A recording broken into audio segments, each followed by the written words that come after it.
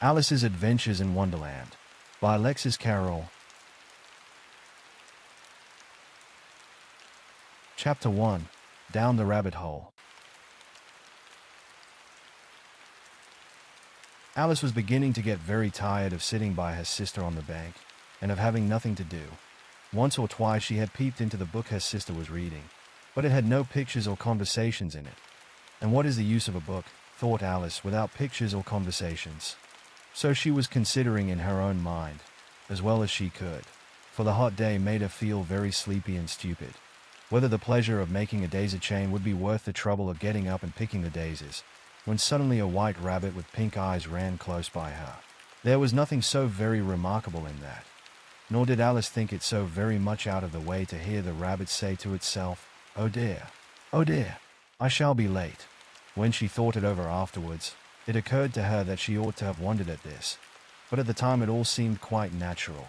But when the rabbit actually took a watch out of its waistcoat pocket, and looked at it, and then hurried on, Alice started to her feet, for it flashed across her mind that she had never before seen a rabbit with either a waistcoat pocket, or a watch to take out of it, and burning with curiosity, she ran across the field after it, and fortunately was just in time to see it pop down a large rabbit hole under the hedge. In another moment down went Alice after it, never once considering how in the world she was to get out again. The rabbit hole went straight on like a tunnel for some way, and then dipped suddenly down, so suddenly that Alice had not a moment to think about stopping herself before she found herself falling down a very deep well. Either the well was very deep, or she fell very slowly, for she had plenty of time as she went down to look about her and to wonder what was going to happen next. First, she tried to look down and make out what she was coming to, but it was too dark to see anything. Then she looked at the sides of the well, and noticed that they were filled with cupboards and bookshelves. Here and there she saw maps and pictures hung upon pegs. She took down a jar from one of the shelves as she passed. It was labeled orange marmalade, but to her great disappointment it was empty. She did not like to drop the jar for fear of killing somebody underneath, so managed to put it into one of the cupboards as she fell past it. Well, thought Alice to herself, after such a fall as this, I shall think nothing of tumbling downstairs. How brave they'll all think me at home. Why, I wouldn't say anything about it, even if I fell off the top of the house, which was very likely true. Down, down, down. Would the fall never come to an end? I wonder how many miles I've fallen by this time, she said aloud. I must be getting somewhere near the center of the earth. Let me see. That would be 4,000 miles down, I think, for, you see, Alice had learned several things of this sort in her lessons in the schoolroom, and though this was not a very good opportunity for showing off her knowledge, as there was no one to listen to her, still it was good practice to say it over. Yes, that's about the right distance, but then I wonder what latitude or longitude I've got to. Alice had no idea what latitude was, or longitude either, but thought they were nice grand words to say. Presently she began again. I wonder if I shall fall right through the earth. How funny it'll seem to come out among the people that walk with their heads downward. The antipathies, I think. She was rather glad there was no one listening, this time, as it didn't sound at all the right word. But I shall have to ask them what the name of the country is, you know. Please. Is this New Zealand or Australia? And she tried to curtsy as she spoke. Fancy curtsying as you're falling through the air. Do you think you could manage it? And what an ignorant little girl she'll think me for asking. No, it'll never do to ask. Perhaps I shall see it written up somewhere. Down, down, down. There was nothing else to do, so Alice soon began talking again. Dinah'll miss me very much tonight, I should think. Dinah was the cat. I hope they'll remember her saucer of milk at tea time. Dinah, my dear, I wish you were down here with me. There are no mice in the air, I'm afraid, but you might catch a bat, and that's very like a mouse, you know. But do cats eat bats? I wonder. And here Alice began to get rather sleepy, and went on saying to herself, in a dreamy sort of way, do cats eat bats? Do cats eat bats? And sometimes, do bats eat cats? For, you see, as she couldn't answer either question, it didn't much matter which way she put it. She felt that she was dozing off, and had just begun to dream that she was walking hand in hand with Dinah, and saying to her very earnestly, Now, Dinah, tell me the truth. Did you ever eat a bat? When suddenly, thump, thump, down she came upon a heap of sticks and dry leaves, and the fall was over. Alice was not a bit hurt, and she jumped up onto her feet in a moment. She looked up, but it was all dark overhead. Before her was another long passage, and the white rabbit was still in sight, hurrying down it. There was not a moment to be lost. Away went Alice like the wind, and was just in time to hear it say, as it turned a corner, "Oh my ears and whiskers, how late it's getting." She was close behind it when she turned the corner, but the rabbit was no longer to be seen. She found herself in a long, low hall, which was lit up by a row of lamps hanging from the roof. There were doors all round the hall, but they were all locked, and when Alice had been all the way down one side and up the other, trying every door, she walked sadly down the middle, wondering how she was ever to get out again. Suddenly she came upon a little three-legged table, all made of solid glass. There was nothing on it except a tiny golden key, and Alice's first thought was that it might belong to one of the doors of the hall. But, alas, either the locks were too large, or the key was too small, but at any rate it would not open any of them. However, on the second time round, she came upon a low curtain she had not noticed before, and behind it was a little door about 15 inches high. She tried the little golden key in the lock, and to her great delight it fitted. Alice opened the door and found that it led into a small passage, not much larger than a rat hole. She knelt down and looked along the passage into the loveliest garden you ever saw. How she longed to get out of that dark hall, and wander about among those beds of bright flowers and those cool fountains. But she could not even get her head through the doorway. And even if my head would go through, thought poor Alice, it would be of very little use without my shoulders. Oh, how I wish I could shut up like a telescope. I think I could, if I only knew how to begin. For, you see, so many out-of-the-way things had happened lately, that Alice had begun to think that very few things indeed were really impossible. There seemed to be no use in waiting by the little door, so she went back to the table, half hoping she might find another key on it, or at any rate a book of rules for shutting people up like telescopes. This time she found a little bottle on it, which certainly was not here before, said Alice, and round the neck of the bottle was a paper label, with the words "Drink Emmy" beautifully printed on it in large letters. It was all very well to say, "Drink me," but the wise little Alice was not going to do that in a hurry. "No, I'll look first," she said, "and see whether it's marked poison or not." For she had read several nice little histories about children who had got burnt and eaten up by wild beasts and other unpleasant things, all because they would not remember the simple rules their friends had taught them, such as that a red-hot poker will burn you if you hold it too long, and that if you cut your finger very deeply with a knife, it usually bleeds. And she had never forgotten that, if you drink much from a bottle marked poison, it is almost certain to disagree with you, sooner or later. However, this bottle was not marked poison, so Alice ventured to taste it, and finding it very nice, it had, in fact, a sort of mixed flavor of cherry tart, custard, pineapple, roast turkey, toffee, and hot buttered toast. She very soon finished it off. "What a curious feeling," said Alice. "I must be shutting up like a telescope." And so it was indeed. She was now only 10 inches high, and her face brightened up at the thought that she was now the right size for going through the little door into that lovely garden. First, however, she waited for a few minutes to see if she was going to shrink any further. She felt a little nervous about this, for it might end, "You know," said Alice to herself, "in my going out altogether, like a candle. I wonder what I should be like then."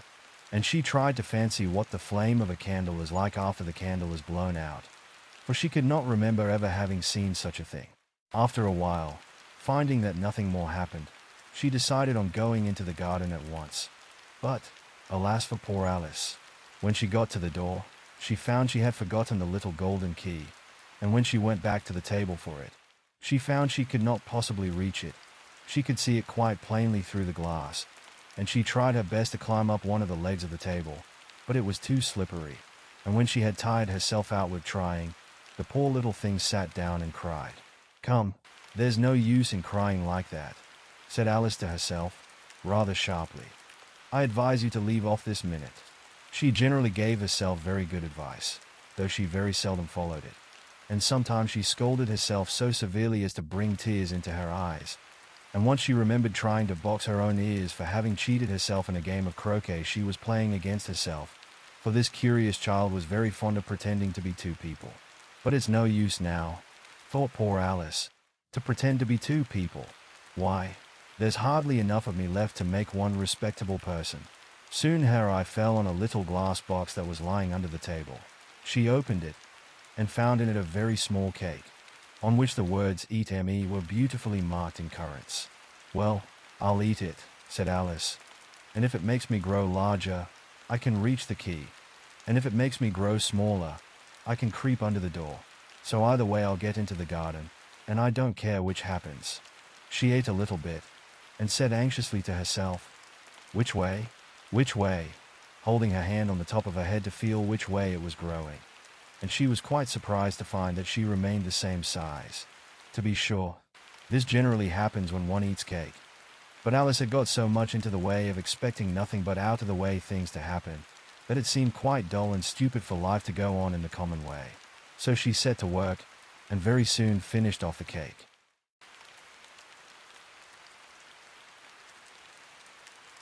Chapter 2. The Pool of Tears. "Curiouser and curiouser," cried Alice. She was so much surprised that for the moment she quite forgot how to speak good English. "Now I'm opening out like the largest telescope that ever was. Goodbye, feet." For when she looked down at her feet, they seemed to be almost out of sight. They were getting so far off. "Oh, my poor little feet. I wonder who will put on your shoes and stockings for you now, dears. I'm sure I shan't be able. I shall be a great deal too far off to trouble myself about you. You must manage the best way you can. But I must be kind to them," thought Alice. "Or perhaps they won't walk the way I want to go. Let me see. I'll give them a new pair of boots every Christmas." And she went on planning to herself how she would manage it.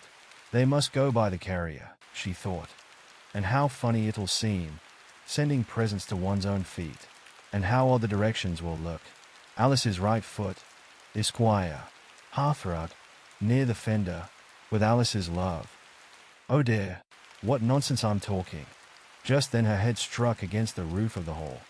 In fact, she was now more than 9 feet high, and she at once took up the little golden key and hurried off to the garden door. Poor Alice!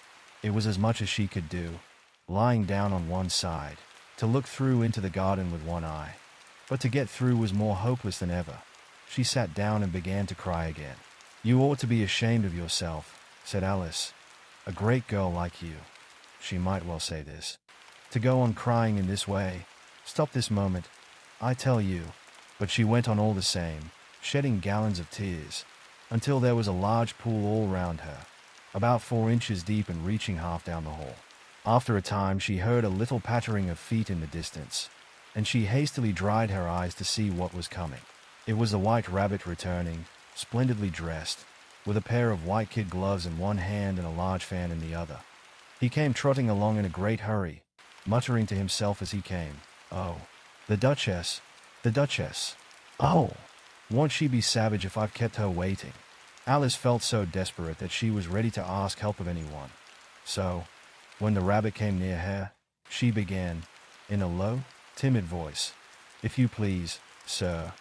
The rabbit started violently, dropped the white kid gloves and the fan, and scurried away into the darkness as hard as he could go. Alice took up the fan and gloves, and, as the hall was very hot, she kept fanning herself all the time she went on talking. "Dear, dear, how queer everything is today. And yesterday things went on just as usual. I wonder if I've been changed in the night? Let me think. Was I the same when I got up this morning? I almost think I can remember feeling a little different. But if I'm not the same, the next question is, who in the world am I? Ah, that's the great puzzle." And she began thinking over all the children she knew that were of the same age as herself, to see if she could have been changed for any of them. "I'm sure I'm not Ada," she said, "for her hair goes in such long ringlets, and mine doesn't go in ringlets at all. And I'm sure I can't be Mabel, for I know all sorts of things. And she, oh, she knows such a very little. Besides, she, and I'm I, and, oh dear, how puzzling it all is. I'll try if I know all the things I used to know. Let me see. 4 times 5 is 12, and 4 times 6 is 13, and 4 times 7 is, oh dear. I shall never get to 20 at that rate. However, the multiplication table doesn't signify. Let's try geography. London is the capital of Paris, and Paris is the capital of Rome, and Rome, no, that's all wrong, I'm certain. I must have been changed for Mabel. I'll try and say, how doth the little? And she crossed her hands on her lap as if she was saying lessons, and began to repeat it, but her voice sounded hoarse and strange, and the words did not come the same as they used to do. How doth the little crocodile improve his shining tail, and pour the waters of the Nile on every golden scale? How cheerfully he seems to grin, how neatly spread his claws, and welcome little fishes in, with gently smiling jaws. I'm sure those are not the right words, said poor Alice, and her eyes filled with tears again as she went on. I must be Mabel after all, and I shall have to go and live in that poky little house, and have next to no toys to play with, and oh, ever so many lessons to learn. No, I've made up my mind about it. If I'm Mabel, I'll stay down here. It'll be no use their putting their heads down and saying, come up again, dear. I shall only look up and say, who am I then? Tell me that first, and then, if I like being that person, I'll come up. If not, I'll stay down here till I'm somebody else. But, oh dear, cried Alice, with a sudden burst of tears, I do wish they would put their heads down. I'm so very tired of being all alone here. As she said this, she looked down at her hands, and was surprised to see that she had put on one of the rabbit's little white kid gloves while she was talking. How can I have done that? She thought. I must be growing small again.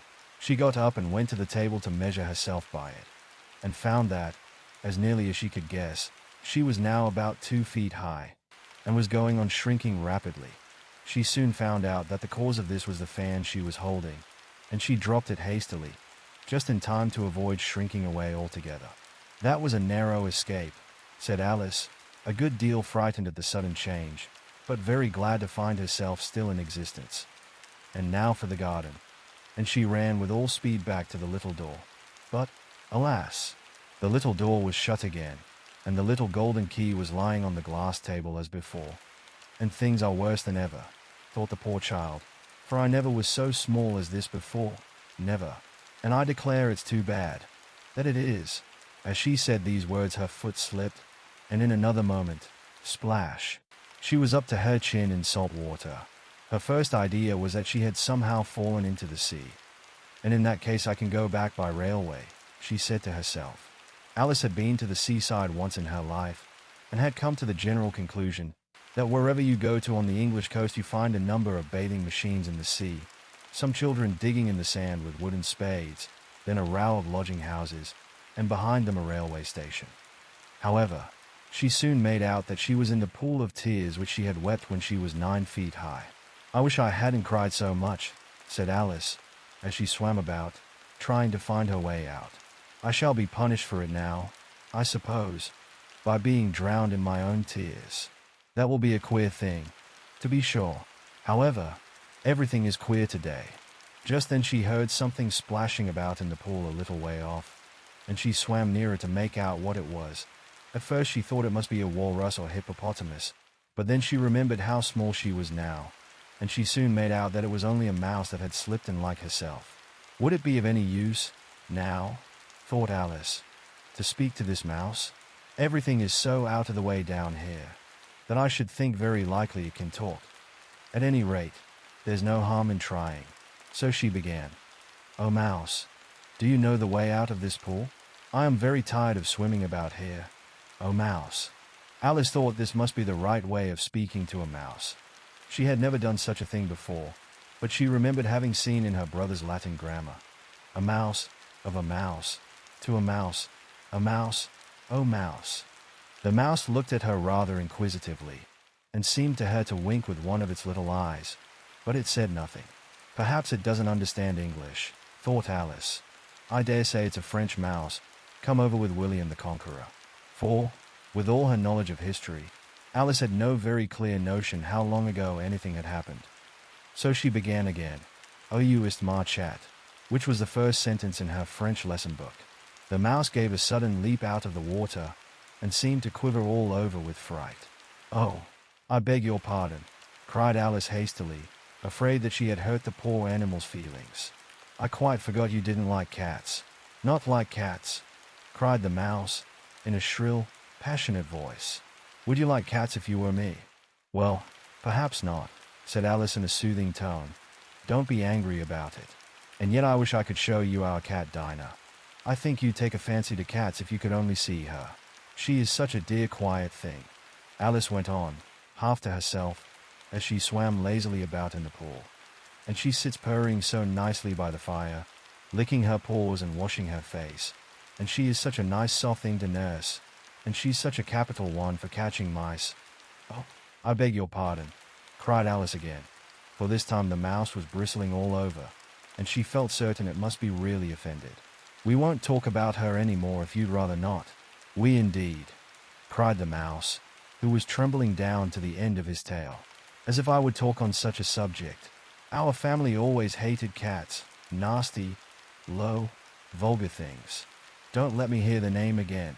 "I won't indeed," said Alice, in a great hurry to change the subject of conversation.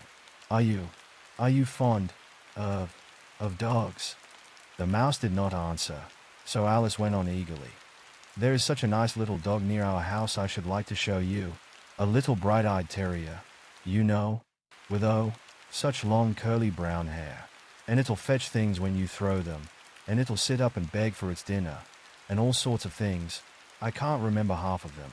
And it belongs to a farmer, you know, and he says it's so useful, it's worth £100. He says it kills all the rats and—" "Oh dear," cried Alice in a sorrowful tone. "I'm afraid I've offended it again." For the mouse was swimming away from her as hard as it could go, and making quite a commotion in the pool as it went.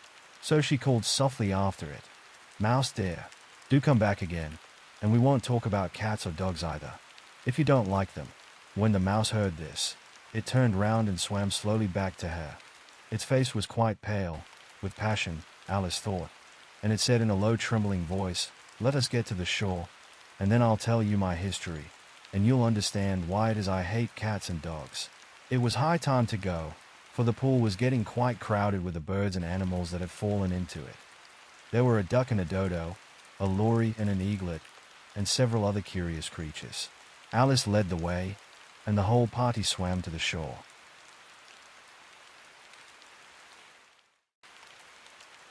Chapter 3: A Caucus Race and a Long Tail.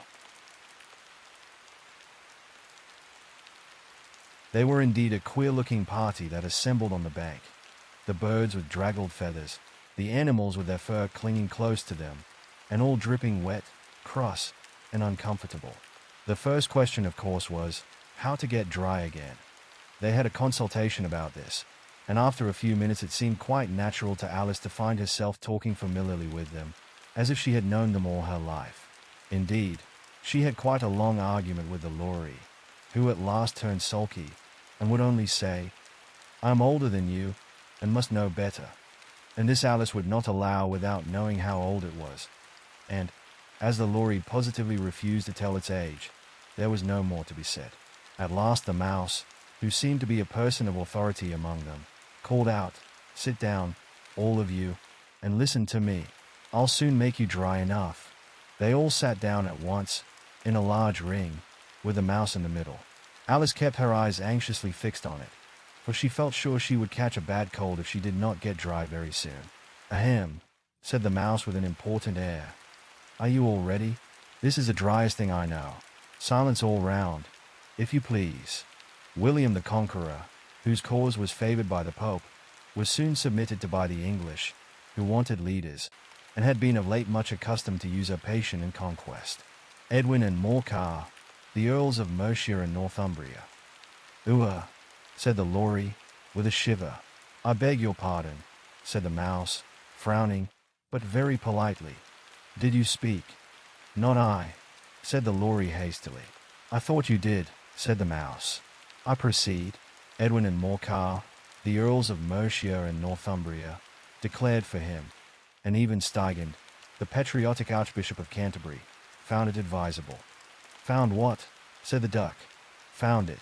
The mouse replied rather crossly. Of course you know what it means. I know what it means well enough. When I find a thing, said the duck, it's generally a frog or a worm. The question is, what did the Archbishop find? The mouse did not notice this question, but hurriedly went on. Found it advisable to go with Edgar Atheling to meet William and offer him the crown. William's conduct at first was moderate, but the insolence of his Normans. How are you getting on now, my dear? It continued, turning to Alice as it spoke. As wet as ever, said Alice in a melancholy tone. It doesn't seem to dry me at all. In that case, said the dodo solemnly, rising to its feet, I move that the meeting adjourn, for the immediate adoption of more energetic remedies. Speak English, said the eaglet. I don't know the meaning of half those long words. And, what's more, I don't believe you do either. And the eaglet bent down its head to hide a smile. Some of the other birds tittered audibly. What I was going to say, said the dodo in an offended tone, was that the best thing to get us dry would be a caucus race. What is a caucus race? Said Alice.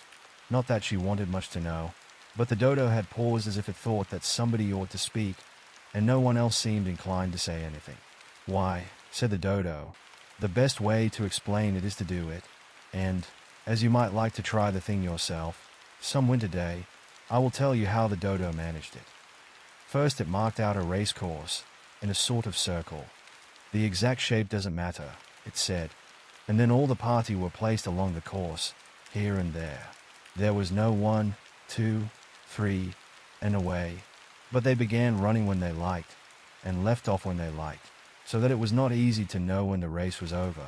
However, when they had been running half an hour or so, and were quite dry again, the dodo suddenly called out, the race is over, and they all crowded round it, panting, and asking, but who has won? This question the dodo could not answer without a great deal of thought, and it sat for a long time with one finger pressed upon its forehead, the position in which you usually see Shakespeare in the pictures of him, while the rest waited in silence.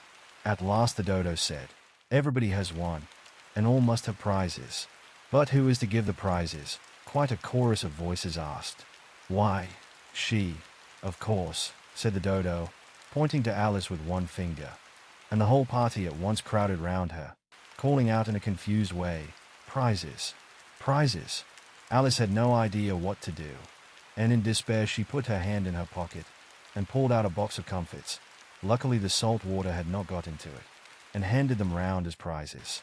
There was exactly 1 apiece, all round. But she must have a prize herself, you know, said the mouse. Of course, the dodo replied very gravely. What else have you got in your pocket? He went on, turning to Alice. Only a thimble, said Alice sadly. Hand it over here, said the dodo. Then they all crowded round her once more, while the dodo solemnly presented the thimble, saying, we beg your acceptance of this elegant thimble. And, when it had finished this short speech, they all cheered. Alice thought the whole thing very absurd, but they all looked so grave that she did not dare to laugh, and, as she could not think of anything to say, she simply bowed, and took the thimble, looking as solemn as she could. The next thing was to eat the comfits.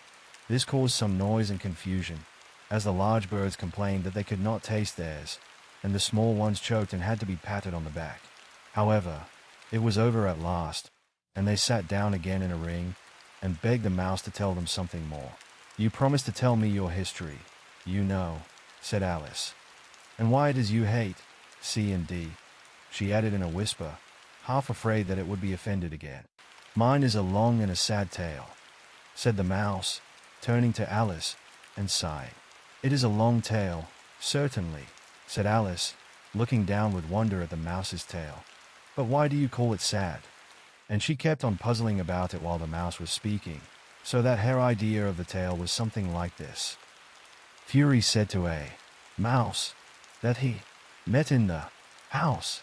Let us both go to law. I will prosecute you.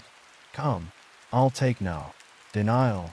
We must have a trial, for really this morning I've nothing to do, said the mouse to the cur. Such a trial, sir, with no jury, or judge, would be wasting our breath.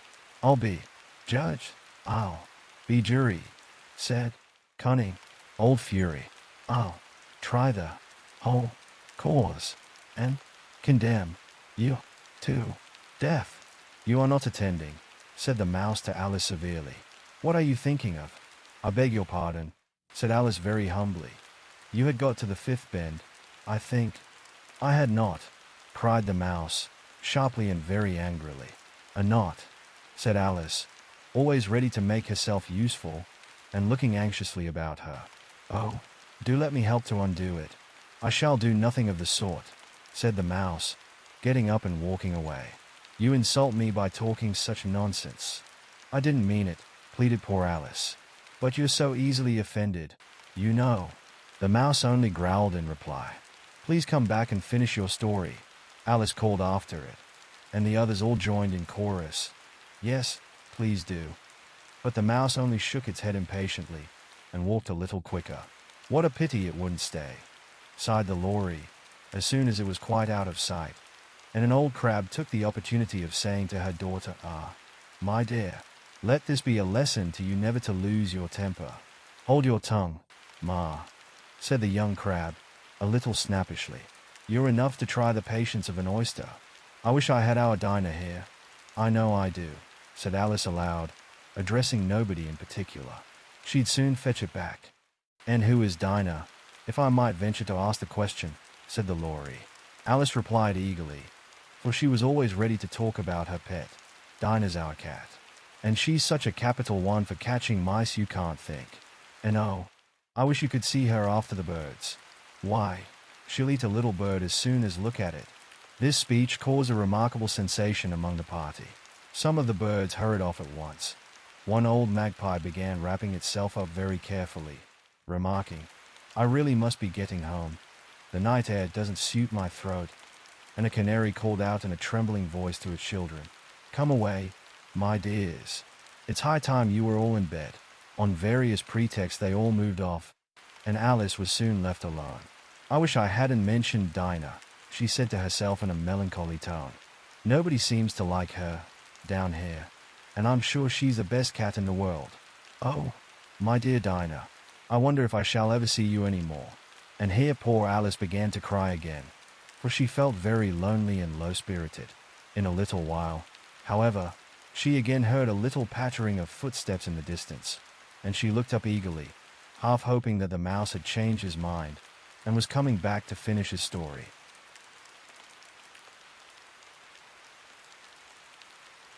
Chapter 4. The Rabbit Sends in a Little Bill. It was the White Rabbit, trotting slowly back again, and looking anxiously about as it went, as if it had lost something, and she heard it muttering to itself, The Duchess. The Duchess! Oh my dear paws! Oh my fur and whiskers! She'll get me executed, as sure as ferrets are ferrets. Where can I have dropped them, I wonder?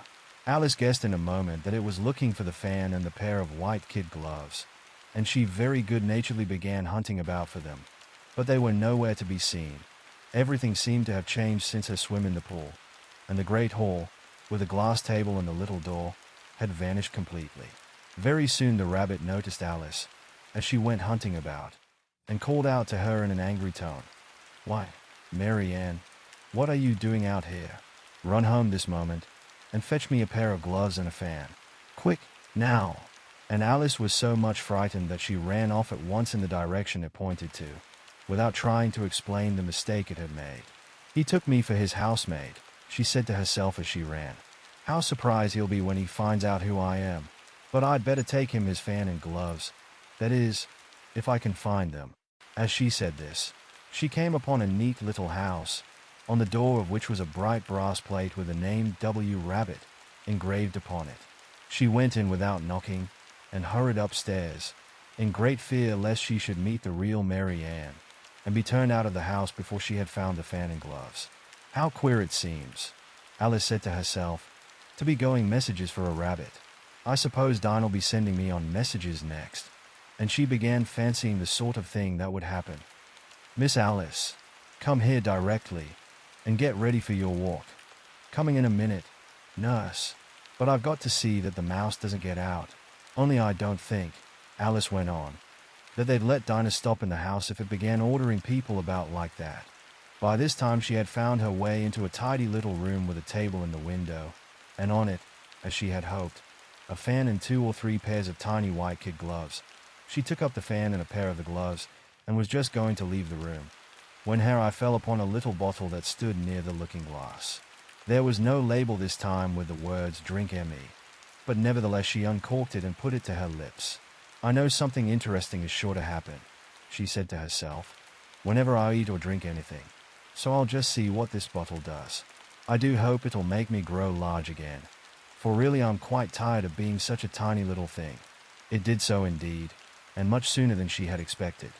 Before she had drunk half the bottle, she found her head pressing against the ceiling and had to stoop to save her neck from being broken.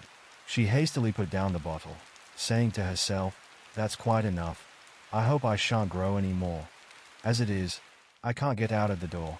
I do wish I hadn't drunk quite so much." Alas! It was too late to wish that. She went on growing, and growing, and very soon had to kneel down on the floor. In another minute there was not even room for this, and she tried the effect of lying down with one elbow against the door, and the other arm curled round her head. Still she went on growing, and, as a last resource, she put one arm out of the window, and one foot up the chimney, and said to herself, "Now I can do no more, whatever happens. What will become of me?" Luckily for Alice, the little magic bottle had now had its full effect, and she grew no larger. Still it was very uncomfortable, and, as there seemed to be no sort of chance of her ever getting out of the room again, no wonder she felt unhappy. It was much pleasanter at home, thought poor Alice, when one wasn't always growing larger and smaller, and being ordered about by mice and rabbits. "I almost wish I hadn't gone down that rabbit hole. And yet, it's rather curious. You know, this sort of life. I do wonder what can have happened to me. When I used to read fairy tales, I fancied that kind of thing never happened. And now here I am in the middle of one. There ought to be a book written about me. That there ought. And when I grow up, I'll write one. But I'm grown up now," she added in a sorrowful tone. "At least there's no room to grow up any more here. But then," thought Alice, "shall I never get any older than I am now? That'll be a comfort. One way, never to be an old woman. But then, always to have lessons to learn. Oh, I shouldn't like that. Oh, you foolish Alice," she answered herself. "How can you learn lessons in here? Why, there's hardly room for you, and no room at all for any lesson books." And so she went on, taking first one side and then the other, and making quite a conversation of it altogether. But after a few minutes she heard a voice outside, and stopped to listen. "Mary Ann, Mary Ann," said the voice. "Fetch me my gloves this moment." Then came a little pattering of feet on the stairs. Alice knew it was the rabbit coming to look for her, and she trembled till she shook the house, quite forgetting that she was now about 1,000 times as large as the rabbit, and had no reason to be afraid of it. Presently the rabbit came up to the door, and tried to open it.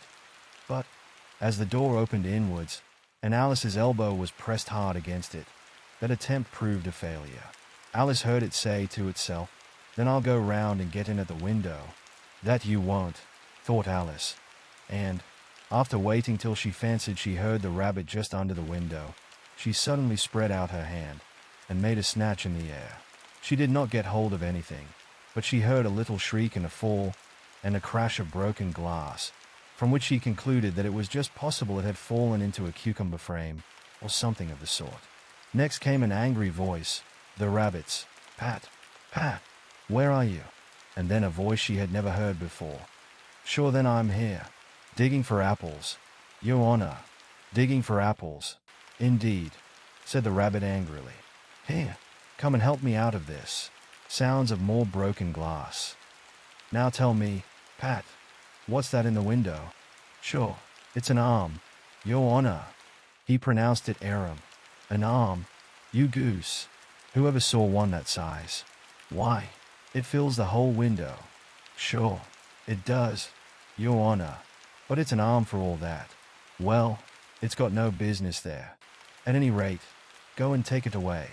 There was a long silence after this, and Alice could only hear whispers now and then, such as, "Sure, I don't like it, Your Honor, at all, at all. Do as I tell you, you coward." And at last she spread out her hand again, and made another snatch in the air. This time there were 2 little shrieks, and more sounds of broken glass. "What a number of cucumber frames there must be," thought Alice. "I wonder what they'll do next. As for pulling me out of the window, I only wish they could. I'm sure I don't want to stay in here any longer." She waited for some time without hearing anything more. At last came a rumbling of little cartwheels, and the sound of a good many voices all talking together. She made out the words, "Where's the other ladder? Why, I hadn't to bring but one. Bill's got the other. Bill, fetch it here, lad. Here, put him up at this corner. No, tie 'em together first. They don't reach half high enough yet. Oh, they'll do well enough. Don't be particular. Here, Bill, catch hold of this rope. Will the roof bear? Mind that loose slate. Oh, it's coming down. Heads below." A loud crash. "Now, who did that?" "It was Bill, I fancy. Who's to go down the chimney?" "Nay, I shan't. You do it." "That I won't. Then, Bill's to go down. Here, Bill, the master says you're to go down the chimney." "Oh, so Bill's got to come down the chimney, has he?" said Alice to herself. "Shy. They seem to put everything upon Bill. I wouldn't be in Bill's place for a good deal. This fireplace is narrow, to be sure, but I think I can kick a little." She drew her foot as far down the chimney as she could, and waited till she heard a little animal. She couldn't guess of what sort it was, scratching and scrambling about in the chimney close above her. Then, saying to herself, "This is Bill," she gave one sharp kick, and waited to see what would happen next. The first thing she heard was a general chorus of "There goes Bill." Then the rabbit's voice along, "Catch him, you by the hedge." Then silence, and then another confusion of voices. "Hold up his head. Brandy now. Don't choke him. How was it, old fellow? What happened to you? Tell us all about it." Last came a little feeble, squeaking voice. "That's Bill," thought Alice. "Well, I hardly know. No more. Thank ye. I'm better now, but I'm a deal too flustered to tell you. All I know is, something comes at me like a jack-in-the-box, and up I goes like a skyrocket." "So you did, old fellow," said the others. "We must burn the house down," said the rabbit's voice, and Alice called out as loud as she could, "If you do, I'll set Dinah at you." There was a dead silence instantly, and Alice thought to herself, "I wonder what they will do next. If they had any sense, they'd take the roof off." After a minute or two, they began moving about again, and Alice heard the rabbit say, "A barrowful will do, to begin with." A barrowful of what? Thought Alice, but she had not long to doubt, for the next moment a shower of little pebbles came rattling in at the window, and some of them hit her in the face. "I'll put a stop to this," she said to herself, and shouted out, "You'd better not do that again," which produced another dead silence. Alice noticed with some surprise that the pebbles were all turning into little cakes as they lay on the floor, and a bright idea came into her head. "If I eat one of these cakes," she thought, "it's sure to make some change in my size, and as it can't possibly make me larger, it must make me smaller, I suppose." So she swallowed one of the cakes, and was delighted to find that she began shrinking directly. As soon as she was small enough to get through the door, she ran out of the house, and found quite a crowd of little animals and birds waiting outside. The poor little lizard, Bill, was in the middle, being held up by 2 guinea pigs, who were giving it something out of a bottle. They all made a rush at Alice the moment she appeared, but she ran off as hard as she could, and soon found herself safe in a thick wood. "The first thing I've got to do," said Alice to herself, as she wandered about in the wood, "is to grow to my right size again, and the second thing is to find my way into that lovely garden. I think that will be the best plan." It sounded an excellent plan, no doubt, and very neatly and simply arranged. The only difficulty was that she had not the smallest idea how to set about it. And while she was peering about anxiously among the trees, a little sharp bark just over her head made her look up in a great hurry. An enormous puppy was looking down at her with large round eyes, and feebly stretching out one paw, trying to touch her. "Poor little thing," said Alice, in a coaxing tone, and she tried hard to whistle to it. But she was terribly frightened all the time at the thought that it might be hungry, in which case it would be very likely to eat her up in spite of all her coaxing. Hardly knowing what she did, she picked up a little bit of stick and held it out to the puppy, whereupon the puppy jumped into the air off all its feet at once, with a yelp of delight, and rushed at the stick, and made believe to worry it. Then Alice dodged behind a great thistle to keep herself from being run over, and the moment she appeared on the other side, the puppy made another rush at the stick, and tumbled head over heels in its hurry to get hold of it. Then Alice, thinking it was very like having a game of play with a cart horse, and expecting every moment to be trampled under its feet, ran round the thistle again. Then the puppy began a series of short charges at the stick, running a very little way forwards each time and a long way back, and barking hoarsely all the while, till at last it sat down a good way off, panting, with its tongue hanging out of its mouth, and its great eyes half shut. This seemed to Alice a good opportunity for making her escape, so she set off at once, and ran till she was quite tired and out of breath, until the puppy's bark sounded quite faint in the distance. "And yet what a dear little puppy it was," said Alice, as she leant against a buttercup to rest herself, and fanned herself with one of the leaves. "I should have liked teaching it tricks very much, if I'd only been the right size to do it. Oh dear, I'd nearly forgotten that I've got to grow up again. Let me see, how is it to be managed? I suppose I ought to eat or drink something or other. But the great question is, what?" The great question certainly was, what? Alice looked all round her at the flowers and the blades of grass, but she did not see anything that looked like the right thing to eat or drink under the circumstances. There was a large mushroom growing near her, about the same height as herself, and when she had looked under it, and on both sides of it, and behind it, it occurred to her that she might as well look and see what was on the top of it. She stretched herself up on tiptoe, and peeped over the edge of the mushroom, and her eyes immediately met those of a large blue caterpillar, that was sitting on the top with its arms folded, quietly smoking a long hookah, and taking not the smallest notice of her or of anything else.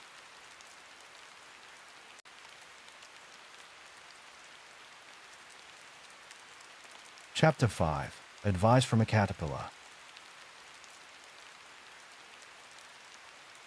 The caterpillar and Alice looked at each other for some time in silence. At last the caterpillar took the hookah out of its mouth, and addressed her in a languid, sleepy voice. "Who are you?" said the caterpillar. This was not an encouraging opening for a conversation. Alice replied, rather shyly, I hardly know, sir, just at present. At least I know who I was when I got up this morning, but I think I must have been changed several times since then." "What do you mean by that?" said the caterpillar sternly. "Explain yourself." "I can't explain myself, I'm afraid, sir," said Alice, "because I'm not myself, you see." "I don't see," said the caterpillar. "I'm afraid I can't put it more clearly," Alice replied very politely, "for I can't understand it myself to begin with, and being so many different sizes in a day is very confusing." "It isn't," said the caterpillar. "Well, perhaps you haven't found it so yet," said Alice. "But when you have to turn into a chrysalis, you will some day, you know, and then after that into a butterfly. I should think you'll feel it a little queer. Won't you?" "Not a bit," said the caterpillar. "Well, perhaps your feelings may be different," said Alice. "All I know is, it would feel very queer to me." "You?" said the caterpillar contemptuously. "Who are you?" Which brought them back again to the beginning of the conversation. Alice felt a little irritated at the caterpillar's making such very short remarks, and she drew herself up and said, very gravely, "I think you ought to tell me who you are, first." "Why?" said the caterpillar. Here was another puzzling question, and as Alice could not think of any good reason, and as the caterpillar seemed to be in a very unpleasant state of mind, she turned away. "Come back," the caterpillar called after her. "I've something important to say." This sounded promising. Certainly, Alice turned and came back again. "Keep your temper," said the caterpillar. "Is that all?" said Alice, swallowing down her anger as well as she could. "No," said the caterpillar. Alice thought she might as well wait, as she had nothing else to do, and perhaps after all it might tell her something worth hearing. For some minutes it puffed away without speaking, but at last it unfolded its arms, took the hookah out of its mouth again, and said, "So you think you're changed, do you?" "I'm afraid I am, sir," said Alice. "I can't remember things as I used, and I don't keep the same size for 10 minutes together." "Can't remember what things?" said the caterpillar. "Well, I've tried to say, how doth the little busy bee? But it all came different." Alice replied in a very melancholy voice. "Repeat." "You are old, Father William," said the caterpillar. Alice folded her hands and began. "You are old, Father William," the young man said, "and your hair has become very white, and yet you incessantly stand on your head. Do you think, at your age, it is right?" "In my youth," Father William replied to his son, "I feared it might injure the brain, but now that I'm perfectly sure I have none, why, I do it again and again." "You are old," said the youth, "as I mentioned before, and have grown most uncommonly fat, yet you turned a back somersault in at the door. Pray, what is the reason of that?" "In my youth," said the sage, as he shook his grey locks, "I kept all my limbs very supple. By the use of this ointment, 1 shilling the box. Allow me to sell you a couple." "You are old," said the youth, "and your jaws are too weak for anything tougher than suet. Yet you finished the goose with the bones and the beak. Pray, how did you manage to do it?" "In my youth," said his father, "I took to the law, and argued each case with my wife, and the muscular strength, which it gave to my jaw, has lasted the rest of my life." "You are old," said the youth. "One would hardly suppose that your eye was as steady as ever, yet you balanced an eel on the end of your nose. What made you so awfully clever?" "I have answered 3 questions, and that is enough," said his father. "Don't give yourself airs. Do you think I can listen all day to such stuff? Be off, or I'll kick you downstairs." "That is not said right," said the caterpillar. "Not quite right, I'm afraid," said Alice, timidly. "Some of the words are got altered." "It is wrong from beginning to end," said the caterpillar decidedly, and there was silence for some minutes. The caterpillar was the first to speak. "What size do you want to be?" it asked. "Oh, I'm not particular as to size," Alice hastily replied. "Only one doesn't like changing so often, you know." "I don't know," said the caterpillar. Alice said nothing.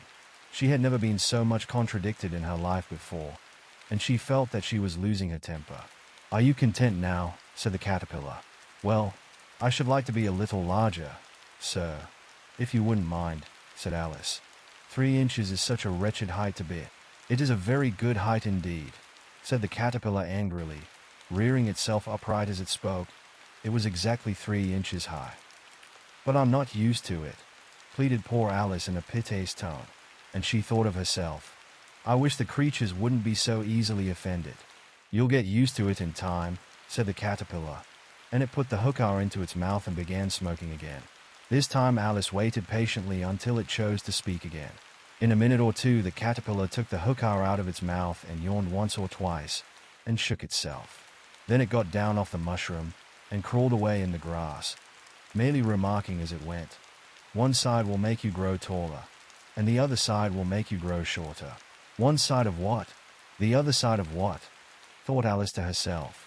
"Of the mushroom," said the caterpillar, just as if she had asked it aloud, and in another moment it was out of sight. Alice remained looking thoughtfully at the mushroom for a minute, trying to make out which were the 2 sides of it, and as it was perfectly round, she found this a very difficult question. However, at last she stretched her arms round it as far as they would go, and broke off a bit of the edge with each hand. "And now which is which?" she said to herself, and nibbled a little of the right-hand bit to try the effect. The next moment she felt a violent blow underneath her chin. It had struck her foot. She was a good deal frightened by this very sudden change, but she felt that there was no time to be lost, as she was shrinking rapidly, so she set to work at once to eat some of the other bit. Her chin was pressed so closely against her foot that there was hardly room to open her mouth, but she did it at last, and managed to swallow a morsel of the left-hand bit. "Come, my head's free at last," said Alice in a tone of delight, which changed into alarm in another moment, when she found that her shoulders were nowhere to be found. All she could see, when she looked down, was an immense length of neck, which seemed to rise like a stalk out of a sea of green leaves that lay far below her. "What can all that green stuff be?" said Alice. "And where have my shoulders got to? And oh, my poor hands, how is it I can't see you?" She was moving them about as she spoke, but no result seemed to follow, except a little shaking among the distant green leaves. As there seemed to be no chance of getting her hands up to her head, she tried to get her head down to them, and was delighted to find that her neck would bend about easily in any direction, like a serpent. She had just succeeded in curving it down into a graceful zigzag, and was going to dive in among the leaves, which she found to be nothing but the tops of the trees under which she had been wandering, when a sharp hiss made her draw back in a hurry. A large pigeon had flown into her face, and was beating her violently with its wings. "Serpent!" screamed the pigeon. "I'm not a serpent," said Alice indignantly. "Let me alone."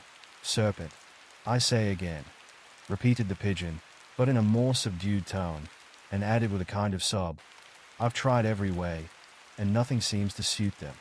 "I haven't the least idea what you're talking about," said Alice. "I've tried the roots of trees, and I've tried banks, and I've tried hedges." The pigeon went on, without attending to her. "But those serpents, there's no pleasing them." Alice was more and more puzzled, but she thought there was no use in saying anything more till the pigeon had finished. "As if it wasn't trouble enough hatching the eggs," said the pigeon. "But I must be on the lookout for serpents night and day. Why, I haven't had a wink of sleep these 3 weeks." "I'm very sorry you've been annoyed," said Alice, who was beginning to see its meaning. "And just as I'd taken the highest tree in the wood," continued the pigeon, raising its voice to a shriek, "and just as I was thinking I should be free of them at last, they must needs come wriggling down from the sky. Ooh, serpent! But I'm not a serpent, I tell you," said Alice. I'm a, well, what are you?" said the pigeon. "I can see you're trying to invent something."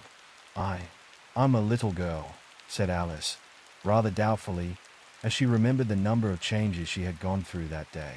"A likely story indeed," said the pigeon in a tone of the deepest contempt. "I've seen a good many little girls in my time, but never one with such a neck as that. No, you're a serpent, and there's no use denying it. I suppose you'll be telling me next that you never tasted an egg." "I have tasted eggs, certainly," said Alice, who was a very truthful child. "But little girls eat eggs quite as much as serpents do, you know." "I don't believe it," said the pigeon. "But if they do, why then they are a kind of serpent. That's all I can say." This was such a new idea to Alice that she was quite silent for a minute or two, which gave the pigeon the opportunity of adding, "You're looking for eggs, I know that well enough, and what does it matter to me whether you're a little girl or a serpent?" "It matters a good deal to me," said Alice hastily. "But I'm not looking for eggs, as it happens, and if I was, I shouldn't want yours. I don't like them raw." "Well, be off, then," said the pigeon in a sulky tone, as it settled down again into its nest. Alice crouched down among the trees as well as she could, for her neck kept getting entangled among the branches, and every now and then she had to stop and untwist it. After a while she remembered that she still held the pieces of mushroom in her hands, and she set to work very carefully, nibbling first at one and then at the other, and growing sometimes taller and sometimes shorter, until she had succeeded in bringing herself down to her usual height.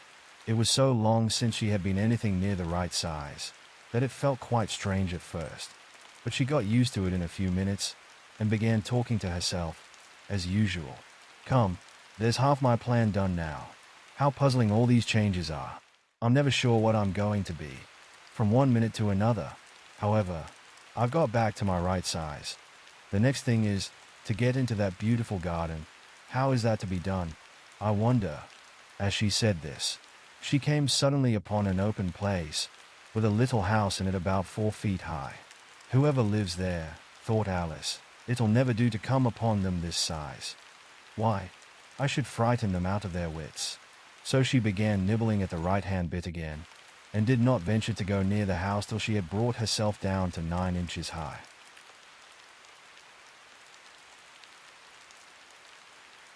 Chapter 6. Pig and Pepper. For a minute or two she stood looking at the house, and wondering what to do next, when suddenly a footman in livery came running out of the wood. She considered him to be a footman because he was in livery.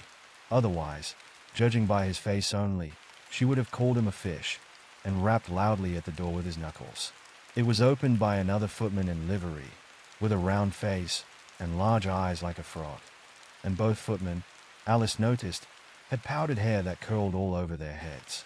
She felt very curious to know what it was all about, and crept a little way out of the wood to listen. The fish footman began by producing from under his arm a great letter, nearly as large as himself, and this he handed over to the other, saying, in a solemn tone, "For the Duchess. An invitation from the Queen to play croquet." The frog footman repeated, in the same solemn tone, only changing the order of the words a little, "From the Queen. An invitation for the Duchess to play croquet." Then they both bowed low, and their curls got entangled together. Alice laughed so much at this, that she had to run back into the wood for fear of their hearing her.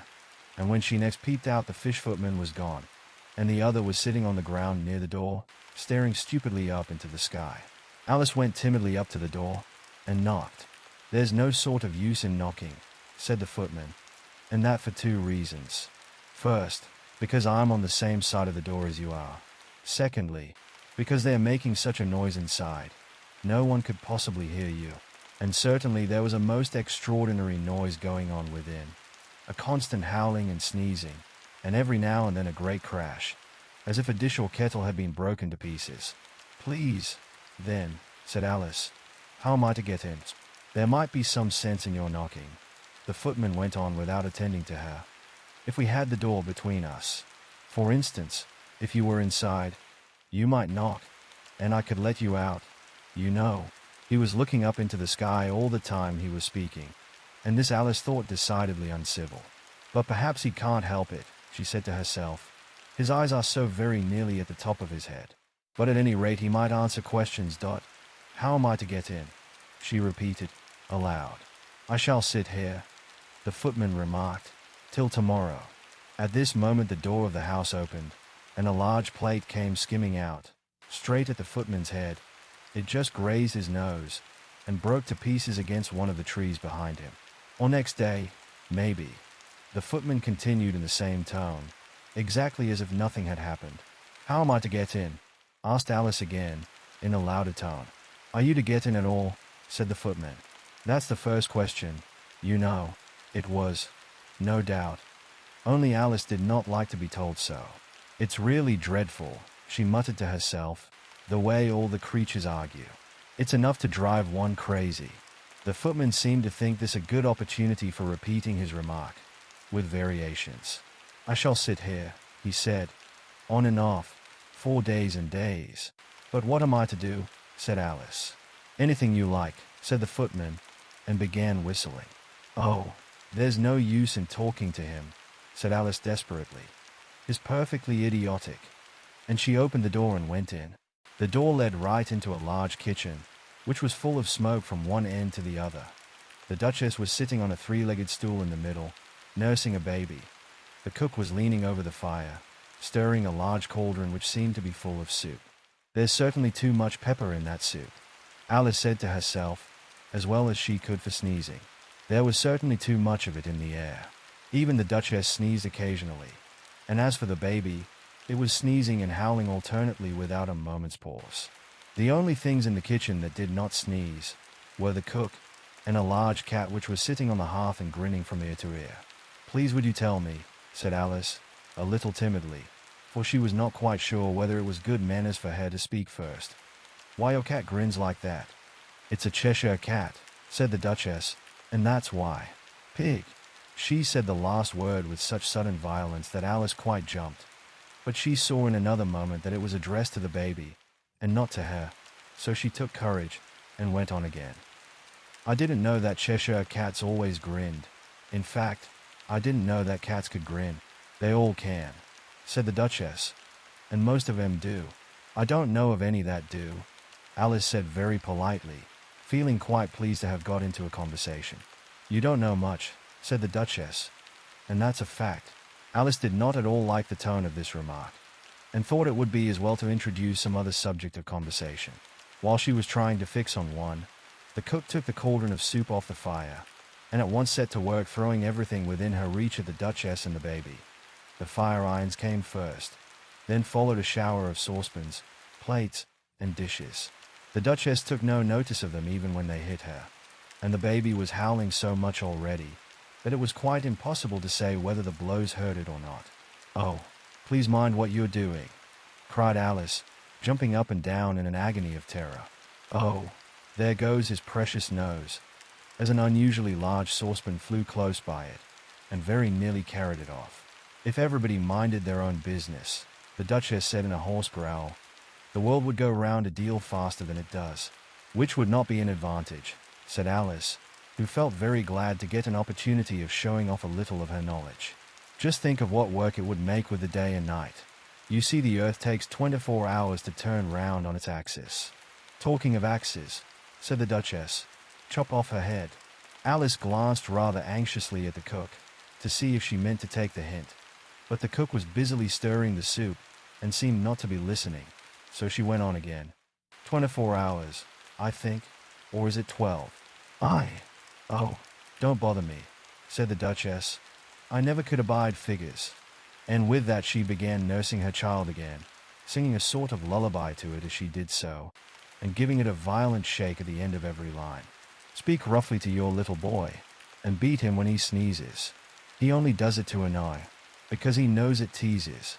In which the cook and the baby joined. "Wow, wow, wow," while the Duchess sang the second verse of the song. She kept tossing the baby violently up and down, and the poor little thing howled so that Alice could hardly hear the words. "I speak severely to my boy. I beat him when he sneezes, for he can thoroughly enjoy the pepper when he pleases. Wow, wow, wow. Here, you may nurse it a bit, if you like," the Duchess said to Alice, flinging the baby at her as she spoke. "I must go and get ready to play croquet with the Queen." And she hurried out of the room. The cook threw a frying pan after her as she went out, but it just missed her. Alice caught the baby with some difficulty, as it was a queer-shaped little creature, and held out its arms and legs in all directions, just like a starfish, thought Alice. The poor little thing was snorting like a steam engine when she caught it, and kept doubling itself up and straightening itself out again, so that altogether, for the first minute or two, it was as much as she could do to hold it. As soon as she had made out the proper way of nursing it, which was to twist it up into a sort of knot, and then keep tight hold of its right ear and left foot, so as to prevent its undoing itself, she carried it out into the open air. "If I don't take this child away with me," thought Alice, "they're sure to kill it in a day or two. Wouldn't it be murder to leave it behind?" She said the last words out loud, and the little thing grunted in reply. It had left off sneezing by this time.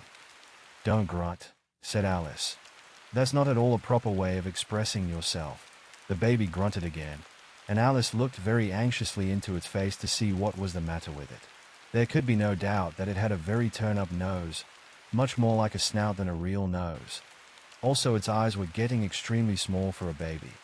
Altogether, Alice did not like the look of the thing at all. But perhaps it was only sobbing, she thought, and looked into its eyes again, to see if there were any tears. No, there were no tears. "If you're going to turn into a pig, my dear," said Alice, seriously, "I'll have nothing more to do with you. Mind now." The poor little thing sobbed again, or grunted, it was impossible to say which, and they went on for some while in silence. Alice was just beginning to think to herself, "Now, what am I to do with this creature when I get it home?" when it grunted again, so violently that she looked down into its face in some alarm. This time there could be no mistake about it. It was neither more nor less than a pig, and she felt that it would be quite absurd for her to carry it further. So she set the little creature down, and felt quite relieved to see it trot away quietly into the wood. If it had grown up, she said to herself, it would have made a dreadfully ugly child. But it makes rather a handsome pig, I think. And she began thinking over other children she knew, who might do very well as pigs, and was just saying to herself, if one only knew the right way to change them, when she was a little startled by seeing the Cheshire Cat sitting on a bough of a tree a few yards off. The cat only grinned when it saw Alice. It looked good-natured, she thought. Still, it had very long claws and a great many teeth, so she felt that it ought to be treated with respect. "Cheshire Puss," she began, rather timidly, as she did not at all know whether it would like the name. However, It only grinned a little wider. Come, it's pleased so far, thought Alice, and she went on. Would you tell me, please, which way I ought to go from here? That depends a good deal on where you want to get to, said the cat. I don't much care where, said Alice. Then it doesn't matter which way you go, said the cat. So long as I get somewhere, Alice added as an explanation. Oh, you're sure to do that, said the cat. If you only walk long enough. Alice felt that this could not be denied, so she tried another question. What sort of people live about here? In that direction, the cat said, waving its right paw round, lives a hatter, and in that direction, waving the other paw, lives a March hare. Visit either you like. They are both mad. But I don't want to go among mad people, Alice remarked. Oh, you can't help that, said the cat. We're all mad here. I'm mad. You're mad. How do you know I'm mad? Said Alice. You must be, said the cat, or you wouldn't have come here. Alice didn't think that proved it at all. However, she went on, and how do you know that you're mad? To begin with, said the cat, a dog's not mad. You grant that? I suppose so, said Alice. Well, then, the cat went on. You see, a dog growls when it's angry, and wags its tail when it's pleased. Now I growl when I'm pleased, and wag my tail when I'm angry. Therefore I'm mad. I call it purring, not growling, said Alice. Call it what you like, said the cat. Do you play croquet with the Queen today? I should like it very much, said Alice. But I haven't been invited yet. You'll see me there, said the cat, and vanished. Alice was not much surprised at this. She was getting so used to queer things happening. While she was looking at the place where it had been, it suddenly appeared again. By the by, what became of the baby? Said the cat. I'd nearly forgotten to ask. It turned into a pig, Alice quietly said, just as if it had come back in a natural way. I thought it would, said the cat, and vanished again. Alice waited a little, half expecting to see it again, but it did not appear, and after a minute or two she walked on in the direction in which the March hare was said to live. I've seen hatters before, she said to herself. The March hare will be much the most interesting, and perhaps as this is May it won't be raving mad. At least not so mad as it was in March. As she said this, she looked up, and there was the cat again, sitting on a branch of a tree. Did you say pig or fig? Said the cat. I said pig, replied Alice, and I wish you wouldn't keep appearing and vanishing so suddenly. You make one quite giddy. All right, said the cat, and this time it vanished quite slowly, beginning with the end of the tail, and ending with the grin, which remained some time after the rest of it had gone. Well, I've often seen a cat without a grin, thought Alice, but a grin without a cat. It's the most curious thing I ever saw in my life. She had not gone much farther before she came in sight of the house of the March hare. She thought it must be the right house, because the chimneys were shaped like ears and the roof was thatched with fur. It was so large a house that she did not like to go nearer till she had nibbled some more of the left-hand bit of mushroom, and raised herself to about 2 feet high. Even then she walked up towards it rather timidly, saying to herself, suppose it should be raving mad after all. I almost wish I'd gone to see the hatter instead.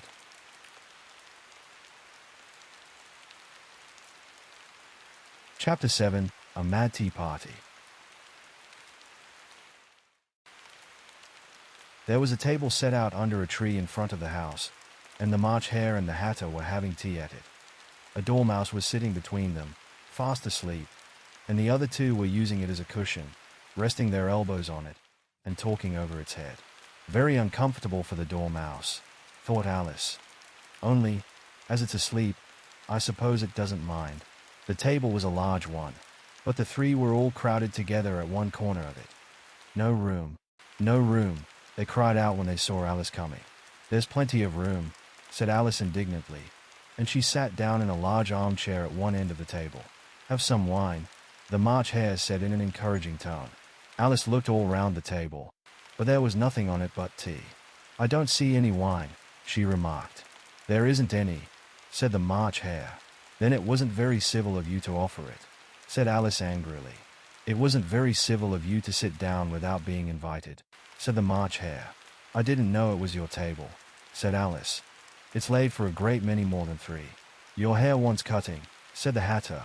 He had been looking at Alice for some time with great curiosity, and this was his first speech. You should learn not to make personal remarks, Alice said with some severity. It's very rude. The Hatter opened his eyes very wide on hearing this.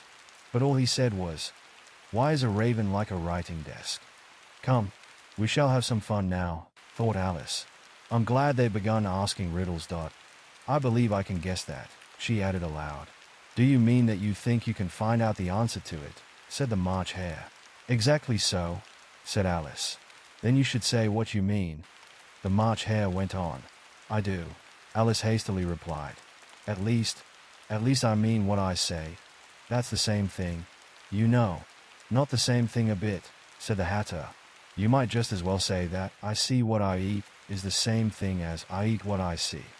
You might just as well say, added the March Hare, that I like what I get is the same thing as I get what I like. You might just as well say, added the Dormouse, who seemed to be talking in his sleep, that I breathe when I sleep is the same thing as I sleep when I breathe. It is the same thing with you, said the Hatter, and here the conversation dropped, and the party sat silent for a minute, while Alice thought over all she could remember about ravens and writing desks, which wasn't much. The Hatter was the first to break the silence. What day of the month is it? He said, turning to Alice. He had taken his watch out of his pocket and was looking at it uneasily, shaking it every now and then, and holding it to his ear. Alice considered a little, and then said the 4th. 2 days wrong, sighed the Hatter. I told you butter wouldn't suit the works, he added, looking angrily at the March Hare. It was the best butter, the March Hare meekly replied. Yes, but some crumbs must have got in as well, the Hatter grumbled. You shouldn't have put it in with the bread knife. The March Hare took the watch and looked at it gloomily. Then he dipped it into his cup of tea and looked at it again. But he could think of nothing better to say than his first remark. It was the best butter, you know. Alice had been looking over his shoulder with some curiosity. What a funny watch, she remarked. It tells the day of the month, and doesn't tell what o'clock it is. Why should it? Muttered the Hatter. Does your watch tell you what year it is? Of course not, Alice replied very readily. But that's because it stays the same year for such a long time together. Which is just the case with mine, said the Hatter. Alice felt dreadfully puzzled. The Hatter's remark seemed to have no sort of meaning in it, and yet it was certainly English. I don't quite understand you, she said, as politely as she could. The Dormouse is asleep again, said the Hatter, and he poured a little hot tea upon its nose. The Dormouse shook its head impatiently, and said, without opening its eyes, of course. Just what I was going to remark myself. Have you guessed the riddle yet? The Hatter said, turning to Alice again. No, I give it up, Alice replied. What's the answer? I haven't the slightest idea, said the Hatter. Nor I, said the March Hare. Alice sighed wearily. I think you might do something better with the time, she said, than waste it in asking riddles that have no answers. If you knew time as well as I do, said the Hatter, you wouldn't talk about wasting it. It's him. I don't know what you mean, said Alice. Of course you don't, the Hatter said, tossing his head contemptuously. I dare say you never even spoke to time. Perhaps not, Alice cautiously replied. But I know I have to beat time when I learn music. Ah, that accounts for it, said the Hatter. He won't stand beating. Now, if you only kept on good terms with him, he'd do almost anything you liked with the clock. For instance, suppose it were 9 o'clock in the morning, just time to begin lessons. You'd only have to whisper a hint to time, and round goes the clock in a twinkling. 1:30, time for dinner. I only wish it was, the March Hare said to itself in a whisper. That would be grand, certainly, said Alice thoughtfully. But then, I shouldn't be hungry for it. You know. Not at first. Perhaps, said the Hatter. But you could keep it to 1:30 as long as you liked. Is that the way you manage? Alice asked. The Hatter shook his head mournfully. Not I, he replied. We quarreled last March, just before he went mad. You know, pointing with his teaspoon at the March Hare. It was at the great concert given by the Queen of Hearts, and I had to sing. Twinkle, twinkle, little bat. How I wonder what you're at. You know the song, perhaps. I've heard something like it, said Alice. It goes on, you know, the Hatter continued, in this way. Up above the world you fly, like a tea tray in the sky. Twinkle, twinkle. Here the dormouse shook itself, and began singing in its sleep, twinkle, twinkle, twinkle, twinkle, and went on so long that they had to pinch it to make it stop. Well, I'd hardly finished the first verse, said the Hatter, when the Queen jumped up and bawled out, "Is murdering the time. Off with his head." "How dreadfully savage," exclaimed Alice. "And ever since that," the Hatter went on in a mournful tone, "he won't do a thing I ask. It's always 6 o'clock now." A bright idea came into Alice's head. "Is that the reason so many tea things are put out here?" she asked. "Yes, that's it," said the Hatter with a sigh. "It's always tea time, and we've no time to wash the things between whiles. Then you keep moving round, I suppose," said Alice. "Exactly so," said the Hatter, "as the things get used up. But what happens when you come to the beginning again?" Alice ventured to ask. "Suppose we change the subject," the March Hare interrupted, yawning. "I'm getting tired of this. I vote the young lady tells us a story." "I'm afraid I don't know one," said Alice, rather alarmed at the proposal. Then the Dormouse shall. They both cried, "Wake up, Dormouse!" and they pinched it on both sides at once. The Dormouse slowly opened his eyes. "I wasn't asleep," he said in a hoarse, feeble voice. "I heard every word you fellows were saying." "Tell us a story," said the March Hare. "Yes, please do," pleaded Alice. "And be quick about it," added the Hatter, "or you'll be asleep again before it's done." "Once upon a time there were 3 little sisters," the Dormouse began in a great hurry, "and their names were Elsie, Lacey, and Tilly, and they lived at the bottom of a well." "What did they live on?" said Alice, who always took a great interest in questions of eating and drinking. "They lived on treacle," said the Dormouse, after thinking a minute or two. "They couldn't have done that, you know," Alice gently remarked. "They'd have been ill." "So they were," said the Dormouse. "Very ill." Alice tried to fancy to herself what such an extraordinary way of living would be like, but it puzzled her too much, so she went on. "But why did they live at the bottom of a well?" "Take some more tea," the March Hare said to Alice, very earnestly. "I've had nothing yet," Alice replied in an offended tone. "So I can't take more." "You mean you can't take less," said the Hatter. "It's very easy to take more than nothing." "Nobody asked your opinion," said Alice. "Who's making personal remarks now?" the Hatter asked triumphantly. Alice did not quite know what to say to this, so she helped herself to some tea and bread and butter, and then turned to the Dormouse and repeated her question. "Why do they live at the bottom of a well?" The Dormouse again took a minute or two to think about it, and then said, "It was a treacle well. There's no such thing." Alice was beginning very angrily, but the Hatter and the March Hare went sure, and the Dormouse sulkily remarked, "If you can't be civil, you'd better finish the story for yourself." "No, please go on," Alice said very humbly. "I won't interrupt again. I dare say there may be one." "One, indeed," said the Dormouse indignantly. However, he consented to go on. "And so these 3 little sisters, they were learning to draw, you know." "What did they draw?" said Alice, quite forgetting her promise. "Treacle," said the Dormouse, without considering it all this time. "I want a clean cup," interrupted the Hatter. "Let's all move one place on." He moved on as he spoke, and the Dormouse followed him. The March Hare moved into the Dormouse's place, and Alice rather unwillingly took the place of the March Hare. The Hatter was the only one who got any advantage from the change, and Alice was a good deal worse off than before, as the March Hare had just upset the milk jug into his plate. Alice did not wish to offend the Dormouse again, so she began very cautiously. "But I don't understand. Where did they draw the treacle from?" "You can draw water out of a water well," said the Hatter. "So I should think you could draw treacle out of a treacle well. Eh? Stupid." "But they were in the well," Alice said to the Dormouse, not choosing to notice this last remark. "Of course they were," said the Dormouse. Well in. This answer so confused poor Alice that she let the Dormouse go on for some time without interrupting it. "They were learning to draw," the Dormouse went on, yawning and rubbing its eyes, for it was getting very sleepy. and they drew all manner of things. Everything that begins with an M. Why with an M? Said Alice. Why not? Said the March Hare. Alice was silent.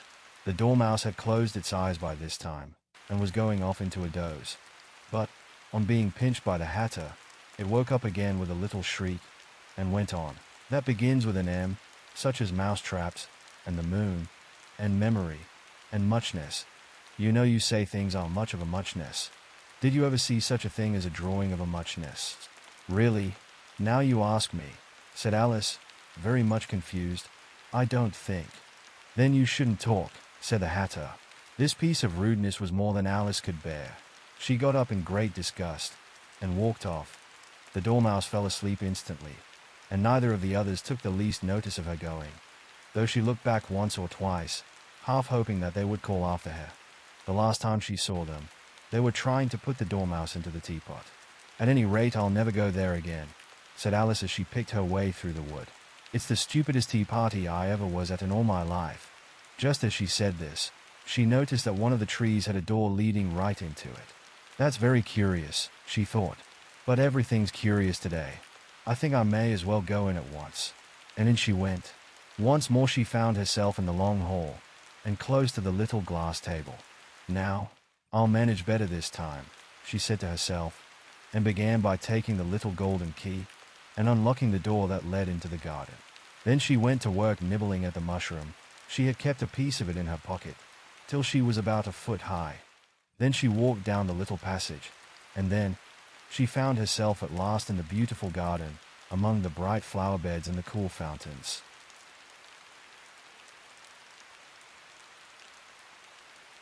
Chapter 8. The Queen's Croquet Ground. A large rose tree stood near the entrance of the garden. The roses growing on it were white, but there were 3 gardeners at it, busily painting them red. Alice thought this a very curious thing, and she went nearer to watch them, and just as she came up to them she heard one of them say, "Look out now, 5. Don't go splashing paint over me like that." "I couldn't help it," said 5, in a sulky tone. 7 jogged my elbow. On which 7 looked up and said, "That's right, 5. Always lay the blame on others." "You'd better not talk," said 5. "I heard the Queen say only yesterday you deserved to be beheaded." "What for?" said the one who had spoken first. "That's none of your business." 2, said 7.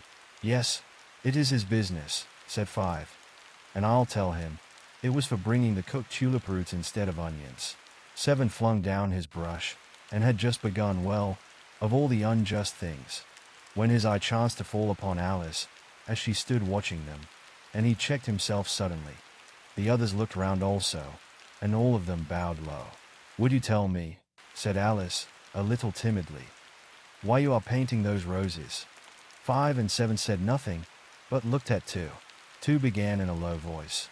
"Why, the fact is, you see, miss, this here ought to have been a red rose tree, and we put a white one in by mistake. And if the Queen was to find it out, we should all have our heads cut off, you know. So you see, miss, we're doing our best, afore she comes, too." At this moment 5, who had been anxiously looking across the garden, called out, "The Queen! The Queen!" and the 3 gardeners instantly threw themselves flat upon their faces. There was a sound of many footsteps, and Alice looked round, eager to see the Queen. First came 10 soldiers carrying clubs. These were all shaped like the 3 gardeners, oblong and flat, with their hands and feet at the corners. Next the 10 courtiers. These were ornamented all over with diamonds, and walked 2 and 2, as the soldiers did. After these came the royal children. There were 10 of them, and the little dears came jumping merrily along hand in hand, in couples. They were all ornamented with hearts. Next came the guests, mostly kings and queens, and among them Alice recognized the white rabbit. It was talking in a hurried, nervous manner, smiling at everything that was said, and went by without noticing her. Then followed the knave of hearts, carrying the king's crown on a crimson velvet cushion. And, last of all this grand procession, came the king and queen of hearts. Alice was rather doubtful whether she ought not to lie down on her face like the 3 gardeners, but she could not remember ever having heard of such a rule of processions. And besides, what would be the use of a procession? thought she, if people had all to lie down upon their faces, so that they couldn't see it. So she stood still where she was, and waited. When the procession came opposite to Alice, they all stopped and looked at her, and the queen said severely, "Who is this?" She said it to the Knave of Hearts, who only bowed and smiled in reply. "Idiot," said the queen, tossing her head impatiently. And, turning to Alice, she went on. "What's your name, child?" "My name is Alice, so please your majesty," said Alice very politely, but she added, to herself, "Why, they are only a pack of cards, after all. I needn't be afraid of them." "And who are these?" said the queen, pointing to the 3 gardeners who were lying round the rose tree. For, you see, as they were lying on their faces, and the pattern on their backs was the same as the rest of the pack, she could not tell whether they were gardeners, or soldiers, or courtiers, or 3 of her own children. "How should I know?" said Alice, surprised at her own courage. "It's no business of mine." The queen turned crimson with fury, and, after glaring at her for a moment like a wild beast, screamed off with her head. "Off!" "Nonsense," said Alice, very loudly and decidedly, and the queen was silent. The king laid his hand upon her arm, and timidly said, "Consider, my dear, she is only a child." The queen turned angrily away from him, and said to the knave, "Turn them over." The knave did so, very carefully, with 1 foot. "Get up," said the queen, in a shrill, loud voice, and the 3 gardeners instantly jumped up, and began bowing to the king, the queen, the royal children, and everybody else. "Leave off that," screamed the queen. "You make me giddy." And then, turning to the rose tree, she went on, "What have you been doing here?" "May it please your majesty," said 2, in a very humble tone, going down on 1 knee as he spoke. "We were trying." "I see," said the queen, who had meanwhile been examining the roses. "Off with their heads." And the procession moved on, 3 of the soldiers remaining behind to execute the unfortunate gardeners, who ran to Alice for protection. "You shan't be beheaded," said Alice, and she put them into a large flower pot that stood near. The 3 soldiers wandered about for a minute or 2, looking for them, and then quietly marched off after the others. "Are their heads off?" shouted the queen. "Their heads are gone, if it please your majesty," the soldiers shouted in reply. "That's right," shouted the queen. "Can you play croquet?" The soldiers were silent, and looked at Alice, as the question was evidently meant for her. "Yes," shouted Alice. "Come on, then," roared the queen, and Alice joined the procession, wondering very much what would happen next. It's a very fine day," said a timid voice at her side. She was walking by the white rabbit, who was peeping anxiously into her face. "Very," said Alice. "Where's the Duchess?" "Hush, hush," said the rabbit in a low, hurried tone. He looked anxiously over his shoulder as he spoke, and then raised himself upon tiptoe, put his mouth close to her ear, and whispered, "She's under sentence of execution." "What for?" said Alice. "Did you say, 'What a pity'?" the rabbit asked. "No, I didn't," said Alice. "I don't think it's at all a pity. I said, 'What for?'" "She boxed the queen's ears," the rabbit began. Alice gave a little scream of laughter. "Oh, hush," the rabbit whispered in a frightened tone. "The queen will hear you. You see, she came rather late." And the queen said, "Get to your places," shouted the queen in a voice of thunder, and people began running about in all directions, tumbling up against each other. However, they got settled down in a minute or 2, and the game began. Alice thought she had never seen such a curious croquet ground in her life. It was all ridges and furrows. The balls were live hedgehogs, the mallets live flamingos, and the soldiers had to double themselves up and to stand on their hands and feet to make the arches. The chief difficulty Alice found at first was in managing her flamingo. She succeeded in getting its body tucked away, comfortably enough, under her arm, with its legs hanging down, but generally, just as she had got its neck nicely straightened out, and was going to give the hedgehog a blow with its head, it would twist itself round and look up in her face, with such a puzzled expression that she could not help bursting out laughing. And when she had got its head down, and was going to begin again, it was very provoking to find that the hedgehog had unrolled itself, and was in the act of crawling away. Besides all this, There was generally a ridge or furrow in the way wherever she wanted to send the hedgehog to, and, as the doubled-up soldiers were always getting up and walking off to other parts of the ground, Alice soon came to the conclusion that it was a very difficult game indeed.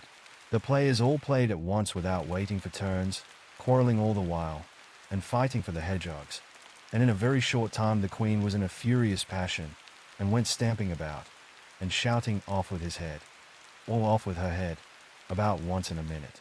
Alice began to feel very uneasy. To be sure, she had not as yet had any dispute with the queen, but she knew that it might happen any minute, and then, thought she, what would become of me? They are dreadfully fond of beheading people here.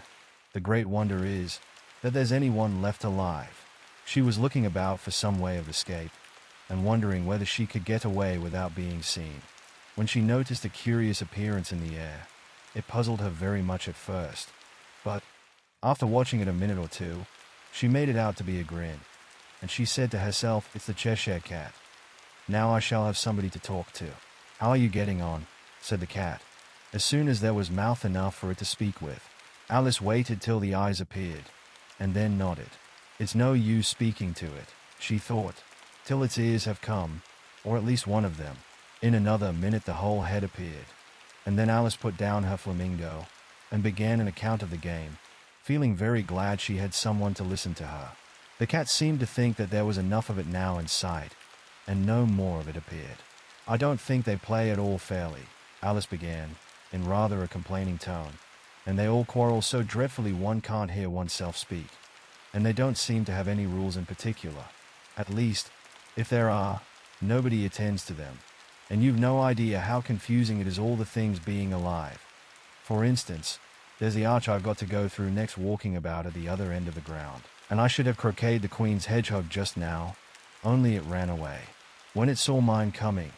"How do you like the queen?" said the cat in a low voice. "Not at all," said Alice. "She's so extremely—" Just then she noticed that the queen was close behind her, listening. So she went on, "Likely to win, that it's hardly worthwhile finishing the game." The queen smiled and passed on. "Who are you talking to?" said the king, going up to Alice, and looking at the cat's head with great curiosity. "It's a friend of mine, a Cheshire cat," said Alice. "Allow me to introduce it." "I don't like the look of it at all," said the king. "However, it may kiss my hand if it likes." "I'd rather not," the cat remarked. "Don't be impertinent," said the king, "and don't look at me like that." He got behind Alice as he spoke. "A cat may look at a king," said Alice. "I've read that in some book, but I don't remember where." "Well, it must be removed," said the king very decidedly, and he called the queen, who was passing at the moment. "My dear, I wish you would have this cat removed." The queen had only one way of settling all difficulties, great or small. "Off with his head," she said, without even looking round. "I'll fetch the executioner myself," said the king eagerly, and he hurried off. Alice thought she might as well go back and see how the game was going on, as she heard the queen's voice in the distance, screaming with passion. She had already heard her sentence 3 of the players to be executed for having missed their turns, and she did not like the look of things at all, as the game was in such confusion that she never knew whether it was her turn or not. So she went in search of a hedgehog. The hedgehog was engaged in a fight with another hedgehog, which seemed to Alice an excellent opportunity for croqueting one of them with the other. The only difficulty was that her flamingo was gone across to the other side of the garden, where Alice could see it trying in a helpless sort of way to fly up into a tree. By the time she had caught the flamingo and brought it back, the fight was over, and both the hedgehogs were out of sight. "But it doesn't matter much," thought Alice, "as all the archers are gone from this side of the ground." So she tucked it away under her arm, that it might not escape again, and went back for a little more conversation with her friend. When she got back to the Cheshire Cat, she was surprised to find quite a large crowd collected round it. There was a dispute going on between the executioner, the king, and the queen, who were all talking at once, while all the rest were quite silent, and looked very uncomfortable. The moment Alice appeared, she was appealed to by all three to settle the question, and they repeated their arguments to her. Though, as they all spoke at once, she found it very hard indeed to make out exactly what they said. The executioner's argument was that you couldn't cut off a head unless there was a body to cut it off from, that he had never had to do such a thing before, and he wasn't going to begin at his time of life. The king's argument was that anything that had a head could be beheaded, and that you weren't to talk nonsense.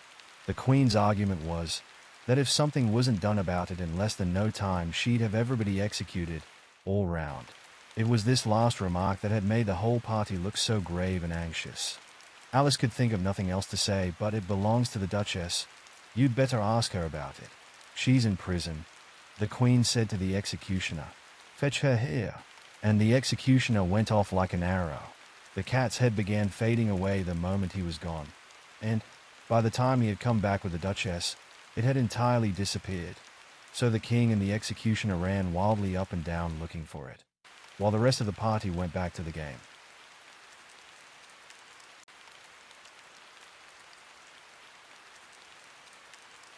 Chapter 9. The Mock Turtle Story. You can't think how glad I am to see you again, you dear old thing, said the Duchess, as she tucked her arm affectionately into Alice's, and they walked off together. Alice was very glad to find her in such a pleasant temper, and thought to herself that perhaps it was only the pepper that had made her so savage when they met in the kitchen. When I'm a duchess, she said to herself, not in a very hopeful tone though, I won't have any pepper in my kitchen at all. Soup does very well without. Maybe it's always pepper that makes people hot-tempered, she went on, very much pleased at having found out a new kind of rule, and vinegar that makes them sour, and chamomile that makes them bitter, and barley sugar and such things that make children sweet-tempered. I only wish people knew that. Then they wouldn't be so stingy about it. You know, she had quite forgotten the Duchess by this time, and was a little startled when she heard her voice close to her ear. You're thinking about something, my dear, and that makes you forget to talk. I can't tell you just now what the moral of that is, but I shall remember it in a bit. Perhaps it hasn't one, Alice ventured to remark. Tut, tut, child, said the Duchess. Everything's got a moral, if only you can find it. And she squeezed herself up closer to Alice's side as she spoke. Alice did not much like keeping so close to her. First, because the Duchess was very ugly, and secondly, because she was exactly the right height to rest her chin upon Alice's shoulder, and it was an uncomfortably sharp chin. However, she did not like to be rude, so she bore it as well as she could. The game's going on rather better now, she said, by way of keeping up the conversation a little. 'Tis so, said the Duchess, and the moral of that is, oh, 'tis love, that makes the world go round. Somebody said, Alice whispered, that it's done by everybody minding their own business. Ah, well, it means much the same thing, said the Duchess, digging her sharp little chin into Alice's shoulder as she added. And the moral of that is, take care of the sense, and the sounds will take care of themselves. How fond she is of finding morals in things. Alice thought to herself. I dare say you're wondering why I don't put my arm round your waist, the Duchess said after a pause. The reason is that I'm doubtful about the temper of your flamingo. Shall I try the experiment? He might bite, Alice cautiously replied, not feeling at all anxious to have the experiment tried. Very true, said the Duchess. Flamingos and mustard both bite. And the moral of that is, birds of a feather flock together. Only mustard isn't a bird, Alice remarked. Right, as usual, said the Duchess. What a clear way you have of putting things. It's a mineral, I think, said Alice. Of course it is, said the Duchess, who seemed ready to agree to everything that Alice said. There's a large mustard mine near here, and the moral of that is, the more there is of mine, the less there is of yours. Oh, I know, exclaimed Alice, who had not attended to this last remark. It's a vegetable. It doesn't look like one, but it is. I quite agree with you, said the Duchess, and the moral of that is, be what you would seem to be, or if you'd like it put more simply, never imagine yourself not to be otherwise than what it might appear to others, that what you were or might have been was not otherwise than what you had been would have appeared to them to be otherwise. I think I should understand that better, Alice said very politely, if I had it written down, but I can't quite follow it as you say it. That's nothing to what I could say if I chose, the Duchess replied, in a pleased tone. Pray don't trouble yourself to say it any longer than that, said Alice. Oh, don't talk about trouble, said the Duchess. I make you a present of everything I've said as yet. A cheap sort of present, thought Alice. I'm glad they don't give birthday presents like that. But she did not venture to say it out loud. Thinking again, the Duchess asked, with another dig of her sharp little chin. I've a right to think, said Alice sharply, for she was beginning to feel a little worried. Just about as much right, said the Duchess, as pigs have to fly. And the M. But here, to Alice's great surprise, the Duchess's voice died away, even in the middle of her favorite word moral, and the arm that was linked into hers began to tremble. Alice looked up, and there stood the Queen in front of them, with her arms folded, frowning like a thunderstorm.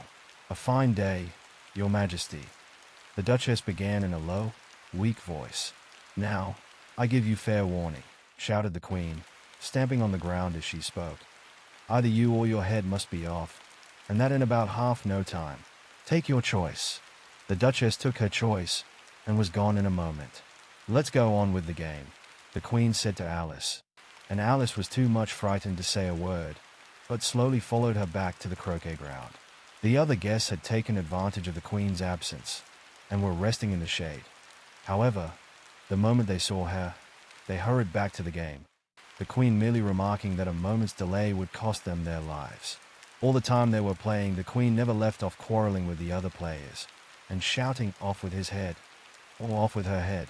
Those whom she sentenced were taken into custody by the soldiers, who of course had to leave off being archers to do this, so that by the end of half an hour or so there were no archers left, and all the players, except the King, the Queen, and Alice, were in custody and under sentence of execution. Then the Queen left off, quite out of breath, and said to Alice, "Have you seen the mock turtle yet?" "No," said Alice. "I don't even know what a mock turtle is." "It's the thing mock turtle soup is made from," said the Queen. "I never saw one, or heard of one," said Alice. "Come on, then," said the Queen, "and he shall tell you his history." As they walked off together, Alice heard the King say in a low voice, to the company generally, "You are all pardoned. Come, that's a good thing," she said to herself, for she had felt quite unhappy at the number of executions the Queen had ordered. They very soon came upon a griffin, lying fast asleep in the sun. If you don't know what a griffin is, look at the picture. "Up, lazy thing," said the Queen, "and take this young lady to see the mock turtle, and to hear his history. I must go back and see after some executions I have ordered." And she walked off, leaving Alice alone with the griffin. Alice did not quite like the look of the creature, but on the whole she thought it would be quite as safe to stay with it as to go after that savage Queen.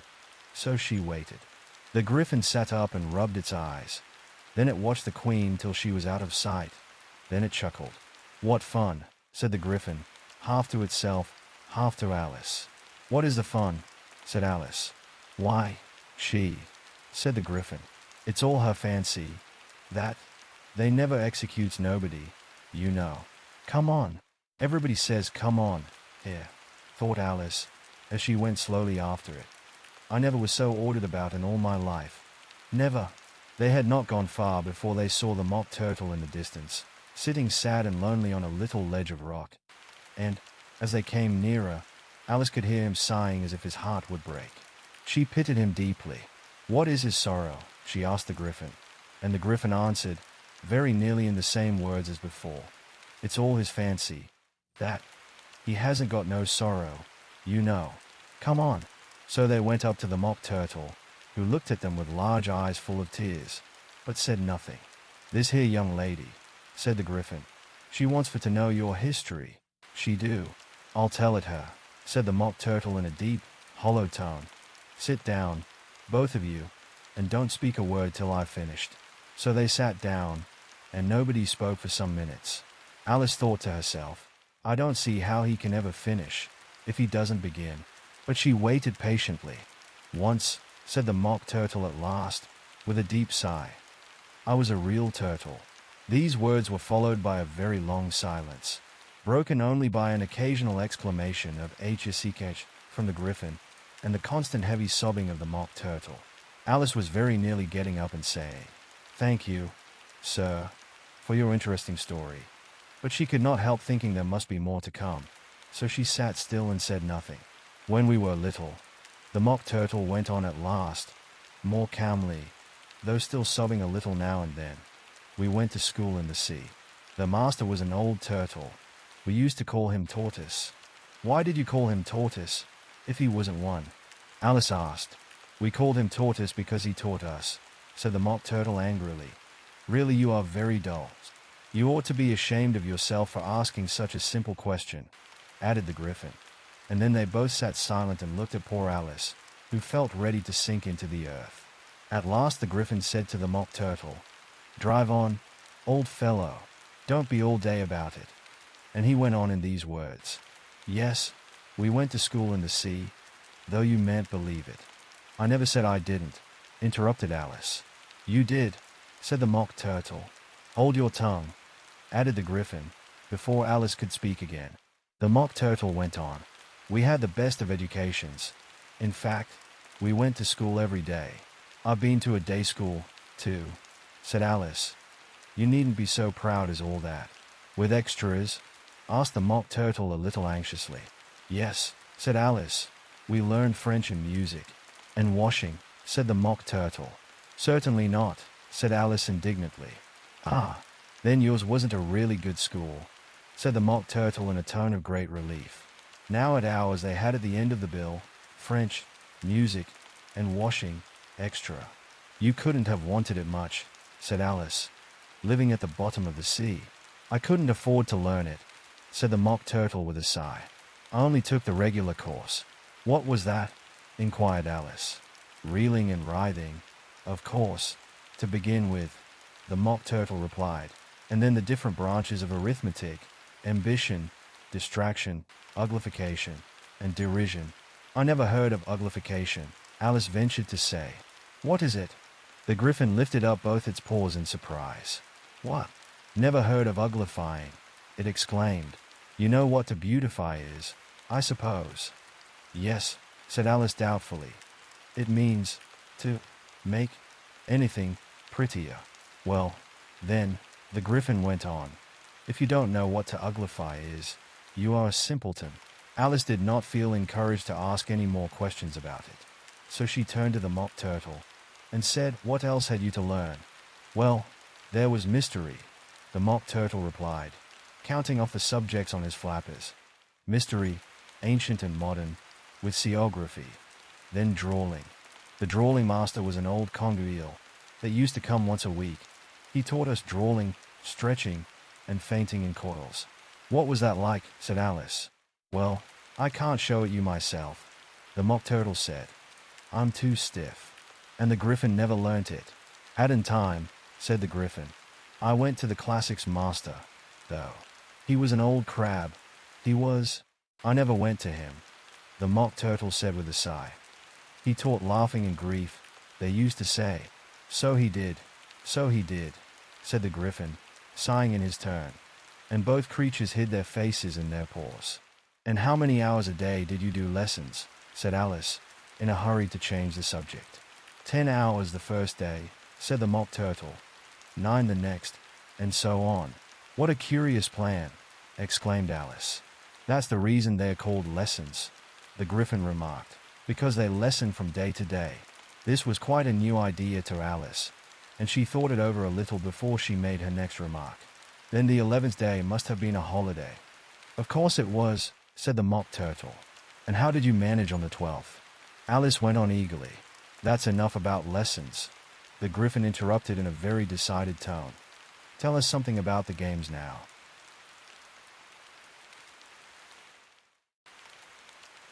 Chapter 10. The Lobster Quadrille. The Mock Turtle sighed deeply and drew the back of one flapper across his eyes. He looked at Alice and tried to speak, but for a minute or two sobs choked his voice. Same as if he had a bone in his throat, said the Griffin, and it set to work shaking him and punching him in the back. At last the Mock Turtle recovered his voice, and, with tears running down his cheeks, he went on again. You may not have lived much under the sea. I haven't, said Alice, and perhaps you were never even introduced to a lobster. Alice began to say, I once tasted, but checked herself hastily, and said no, never. So you can have no idea what a delightful thing a lobster quadrille is. No, indeed, said Alice. What sort of a dance is it? Why, said the Gryphon, you first form into a line along the seashore. 2 lines, cried the Mock Turtle. Seals, turtles, salmon, and so on. Then, when you've cleared all the jellyfish out of the way. That generally takes some time, interrupted the Gryphon. You advance twice. Each with a lobster as a partner, cried the Gryphon. Of course, the Mock Turtle said. Advance twice, set to partners. Change lobsters, and retire in same order, continued the Gryphon. Then, you know, the Mock Turtle went on, you throw the lobsters, shouted the Gryphon, with a bound into the air, as far out to sea as you can. Swim after them, screamed the Gryphon. Turn a somersault in the sea, cried the Mock Turtle, capering wildly about. Change lobsters again, yelled the Gryphon at the top of its voice. Back to land again, and that's all the first figure, said the Mock Turtle, suddenly dropping his voice. And the 2 creatures, who had been jumping about like mad things all this time, sat down again very sadly and quietly, and looked at Alice. It must be a very pretty dance, said Alice timidly.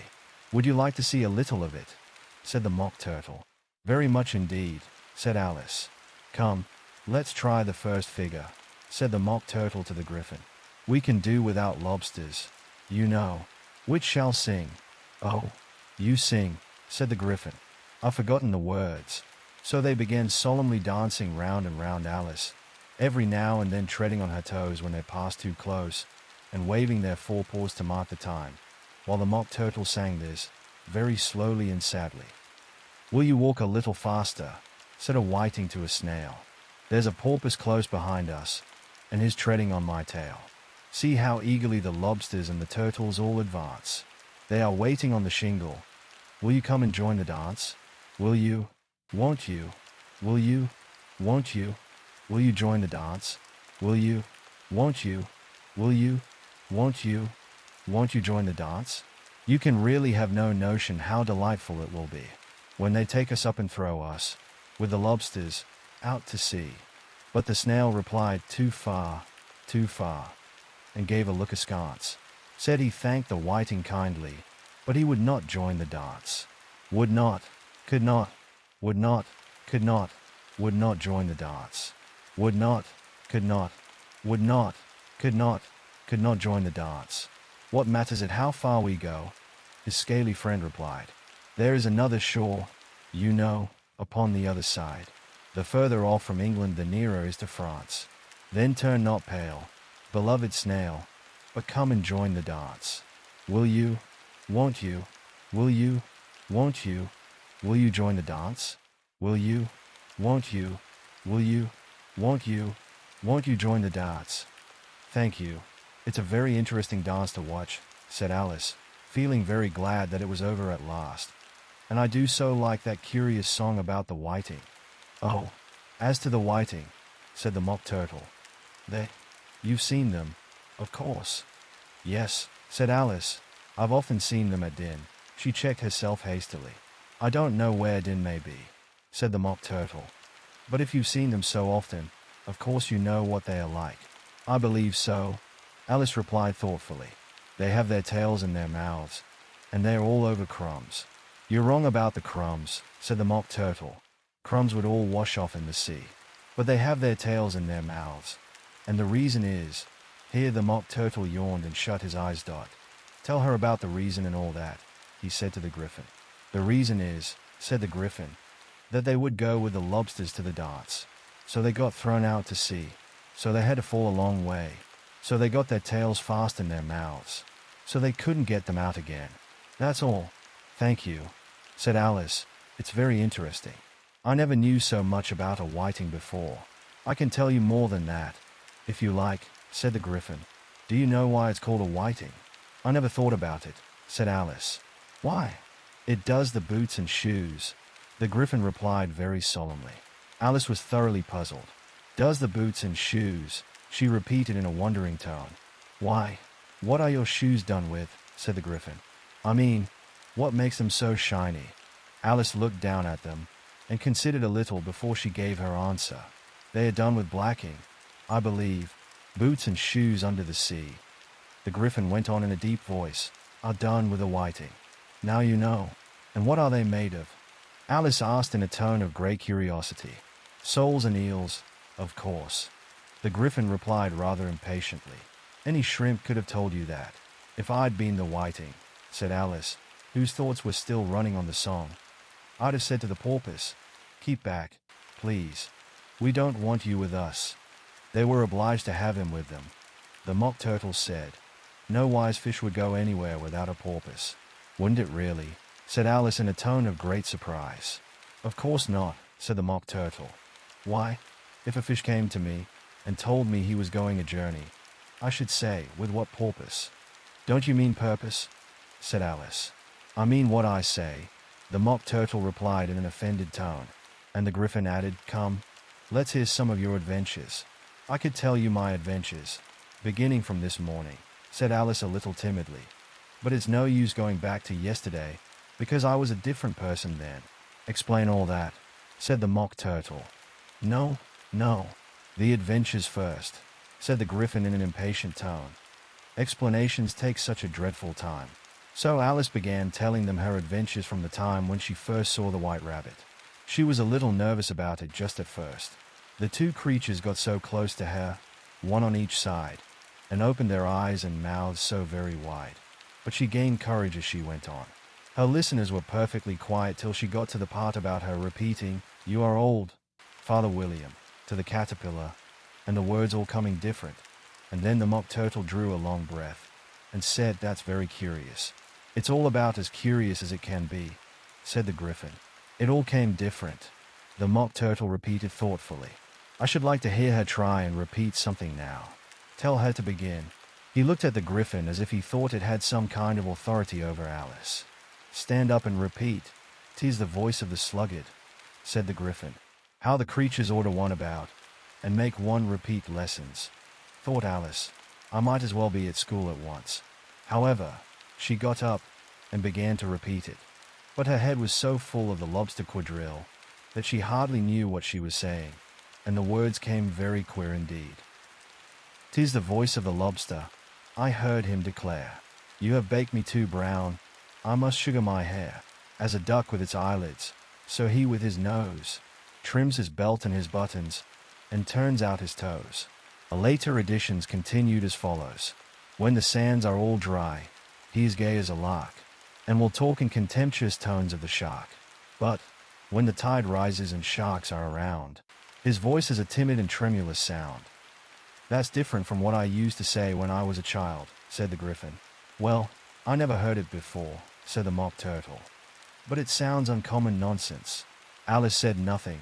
She had sat down with her face in her hands, wondering if anything would ever happen in a natural way again. I should like to have it explained, said the Mock Turtle. She can't explain it, said the Griffin hastily. Go on with the next verse. But about his toes, the Mock Turtle persisted. How could he turn them out with his nose? You know, it's the first position in dancing, Alice said, but was dreadfully puzzled by the whole thing, and longed to change the subject. Go on with the next verse, the Griffin repeated impatiently. It begins, I passed by his garden. Alice did not dare to disobey, though she felt sure it would all come wrong, and she went on in a trembling voice. I passed by his garden, and marked, with one eye, how the owl and the panther were sharing a pie. The panther took pie crust, and gravy, and meat, while the owl had the dish as its share of the treat.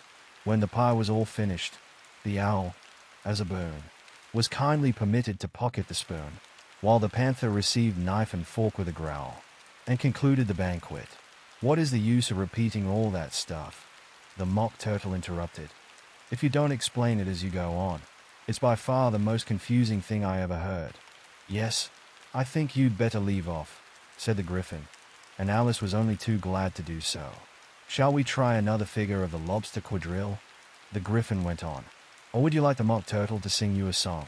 Oh, a song, please, if the Mock Turtle would be so kind, Alice replied, so eagerly that the Griffin said, in a rather offended tone, no accounting for tastes. Sing hot turtle soup, will you, old fellow? The Mock Turtle sighed deeply, and began, in a voice sometimes choked with sobs, to sing this. Beautiful soup, so rich and green, waiting in a hot tureen, who for such dainties would not stoop? Soup of the evening, beautiful soup, soup of the evening, beautiful soup. Bo, oatiful soup, oop, bo, oatiful soup, oop, soup, oop of the evening. Beautiful, beautiful soup, beautiful soup.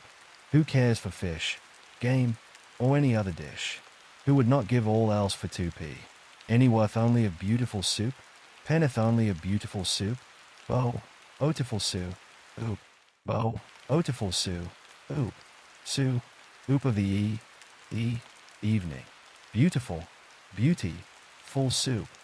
Chorus again, cried the Griffin, and the Mock Turtle had just begun to repeat it, when a cry of the trial's beginning was heard in the distance. Come on, cried the Griffin, and, taking Alice by the hand, it hurried off, without waiting for the end of the song. What trial is it? Alice panted as she ran, but the Griffin only answered, Come on, and ran the faster, while more and more faintly came, carried on the breeze that followed them, the melancholy words.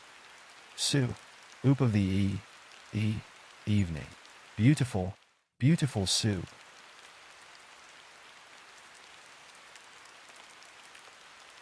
Chapter 11.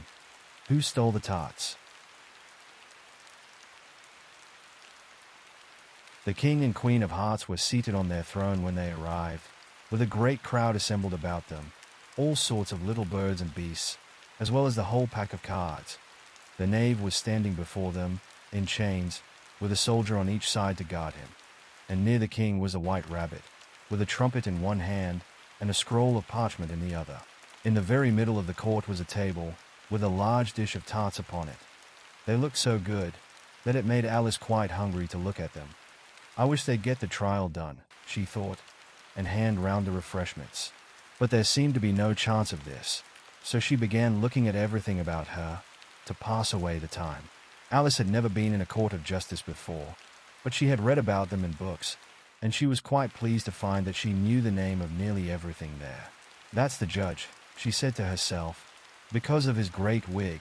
The judge, by the way, was the king, and as he wore his crown over the wig, look at the frontispiece if you want to see how he did it. He did not look at all comfortable, and it was certainly not becoming. And that's the jury box, thought Alice, and those 12 creatures. She was obliged to say creatures, you see, because some of them were animals, and some were birds. I suppose they are the jurors. She said this last word 2 or 3 times over to herself, being rather proud of it, for she thought, and rightly too, that very few little girls of her age knew the meaning of it at all. However, juror men would have done just as well.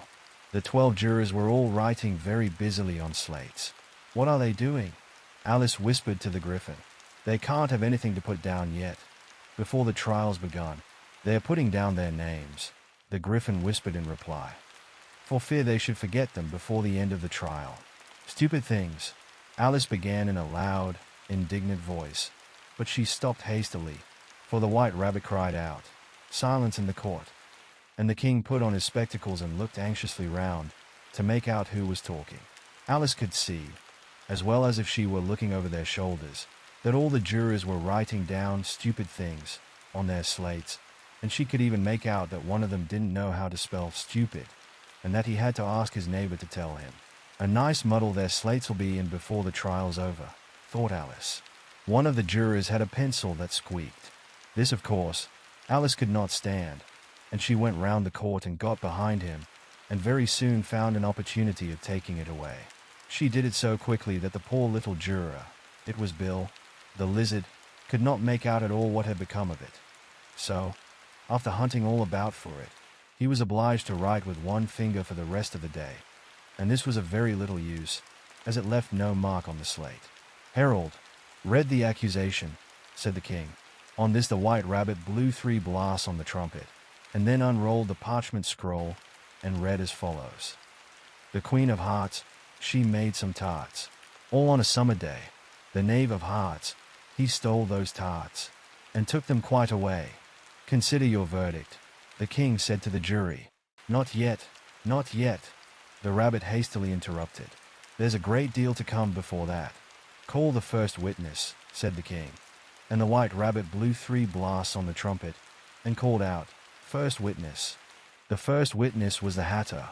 He came in with a teacup in one hand and a piece of bread and butter in the other. I beg pardon, your majesty, he began, for bringing these in. But I hadn't quite finished my tea when I was sent for. You ought to have finished, said the king. When did you begin? The hatter looked at the March Hare, who had followed him into the court, arm in arm with the Dormouse. 14th of March, I think it was, he said. 15th, said the March Hare. 16th, added the Dormouse.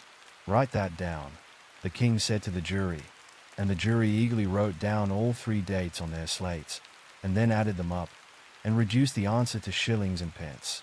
Take off your hat, the king said to the hatter. It isn't mine, said the hatter. Stolen, the king exclaimed, turning to the jury, who instantly made a memorandum of the fact.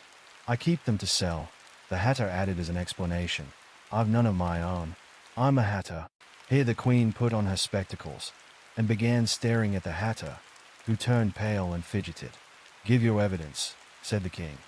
And don't be nervous, or I'll have you executed on the spot. This did not seem to encourage the witness at all. He kept shifting from one foot to the other, looking uneasily at the queen, and in his confusion he bit a large piece out of his teacup instead of the bread and butter. Just at this moment Alice felt a very curious sensation, which puzzled her a good deal until she made out what it was. She was beginning to grow larger again, and she thought at first she would get up and leave the court. But on second thought she decided to remain where she was as long as there was room for her. I wish you wouldn't squeeze so, said the Dormouse, who was sitting next to her. I can hardly breathe. I can't help it, said Alice very meekly. I'm growing. You've no right to grow here, said the Dormouse. Don't talk nonsense, said Alice more boldly. You know you're growing too. Yes, but I grow at a reasonable pace, said the Dormouse. Not in that ridiculous fashion. And he got up very sulkily and crossed over to the other side of the court. All this time the queen had never left off staring at the hatter, and, just as the Dormouse crossed the court, she said to one of the officers of the court, Bring me the list of the singers in the last concert, on which the wretched hatter trembled so that he shook both his shoes off. Give your evidence, the king repeated angrily, or I'll have you executed, whether you're nervous or not. I'm a poor man, your majesty, the hatter began, in a trembling voice, and I hadn't begun my tea, not above a week or so, and what with the bread and butter getting so thin, and the twinkling of the tea. The twinkling of the what? Said the king. It began with the tea, the hatter replied. Of course twinkling begins with a T, said the king sharply. Do you take me for a dunce? Go on. I'm a poor man. The hatter went on, and most things twinkled after that. Only the March Hare said, I didn't. The March Hare interrupted in a great hurry. You did, said the hatter. I deny it, said the March Hare. He denies it, said the king. Leave out that part. Well, at any rate, the Dormouse said. The hatter went on, looking anxiously round to see if he would deny it too. But the Dormouse denied nothing, being fast asleep. After that, continued the hatter, I cut some more bread and butter. But what did the Dormouse say? One of the jury asked. That I can't remember, said the hatter. You must remember, remarked the king, or I'll have you executed. The miserable hatter dropped his teacup and bread and butter, and went down on one knee. I'm a poor man, your majesty, he began. You're a very poor speaker, said the king.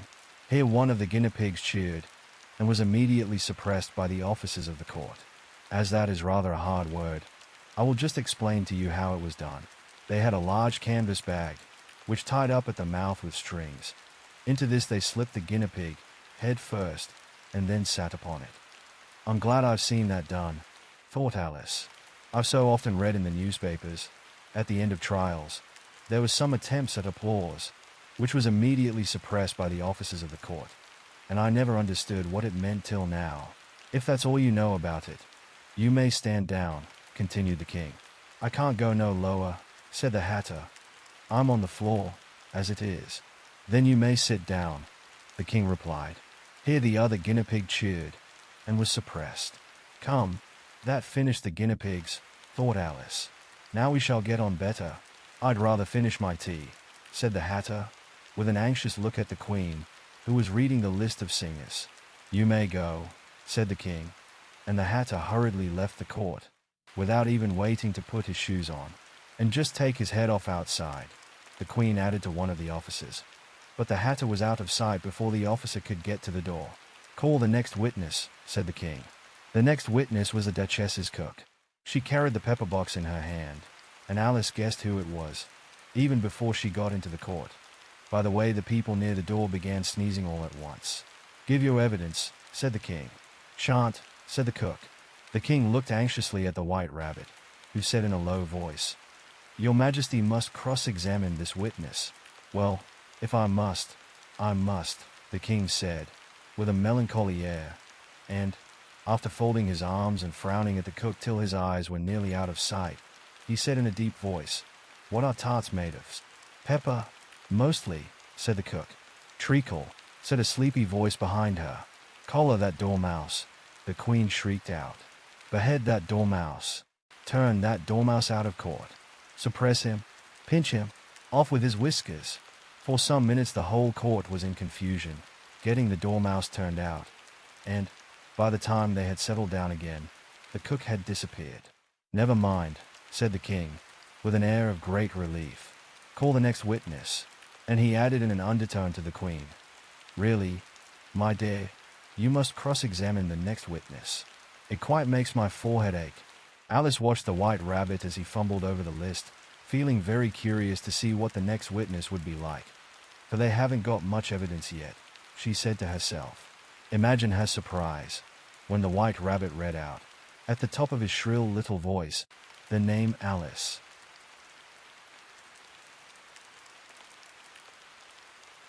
Chapter 12. Alice's Evidence.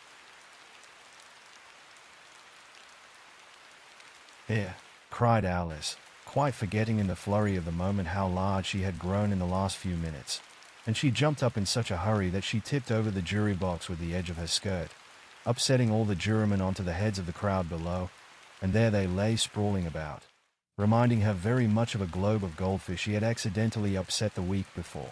Oh, I beg your pardon, she exclaimed in a tone of great dismay, and began picking them up again as quickly as she could, for the accident of the goldfish kept running in her head, and she had a vague sort of idea that they must be collected at once and put back into the jury box, or they would die. The trial cannot proceed, said the king in a very grave voice, until all the jurymen are back in their proper places, or, he repeated with great emphasis, looking hard at Alice as he said so. Alice looked at the jury box, and saw that, in her haste, she had put the lizard in head downwards, and the poor little thing was waving its tail about in a melancholy way, being quite unable to move. She soon got it out again, and put it right. Not that it signifies much, she said to herself. I should think it would be quite as much use in the trial one way up as the other. As soon as the jury had a little recovered from the shock of being upset, and their slates and pencils had been found and handed back to them, they set to work very diligently to write out a history of the accident, all except the lizard, who seemed too much overcome to do anything but sit with its mouth open, gazing up into the roof of the court. What do you know about this business? The king said to Alice. Nothing, said Alice. Nothing whatever, persisted the king. Nothing whatever, said Alice. That's very important, the king said, turning to the jury. They were just beginning to write this down on their slates, when the white rabbit interrupted. Unimportant. Your Majesty means, of course, he said in a very respectful tone, but frowning and making faces at him as he spoke. Unimportant, of course, I meant, the king hastily said, and went on to himself in an undertone. Important, unimportant, unimportant, important, as if he were trying which word sounded best. Some of the jury wrote it down important, and some unimportant. Alice could see this, as she was near enough to look over their slates. But it doesn't matter a bit, she thought to herself. At this moment the king, who had been for some time busily writing in his notebook, cackled out, silence, and read out from his book, Rule 42. All persons more than a mile high to leave the court. Everybody looked at Alice. "I'm not a mile high," said Alice. "You are," said the king. "Nearly 2 miles high," added the queen. "Well, I shan't go, at any rate," said Alice. "Besides, that's not a regular rule. You invented it just now." "It's the oldest rule in the book," said the king. "Then it ought to be number 1, said Alice. The king turned pale and shut his notebook hastily. "Consider your verdict," he said to the jury in a low, trembling voice. "There's more evidence to come yet, please your majesty," said the White Rabbit, jumping up in a great hurry. "This paper has just been picked up." "What's in it?" said the queen. "I haven't opened it yet," said the White Rabbit. "But it seems to be a letter written by the prisoner to somebody."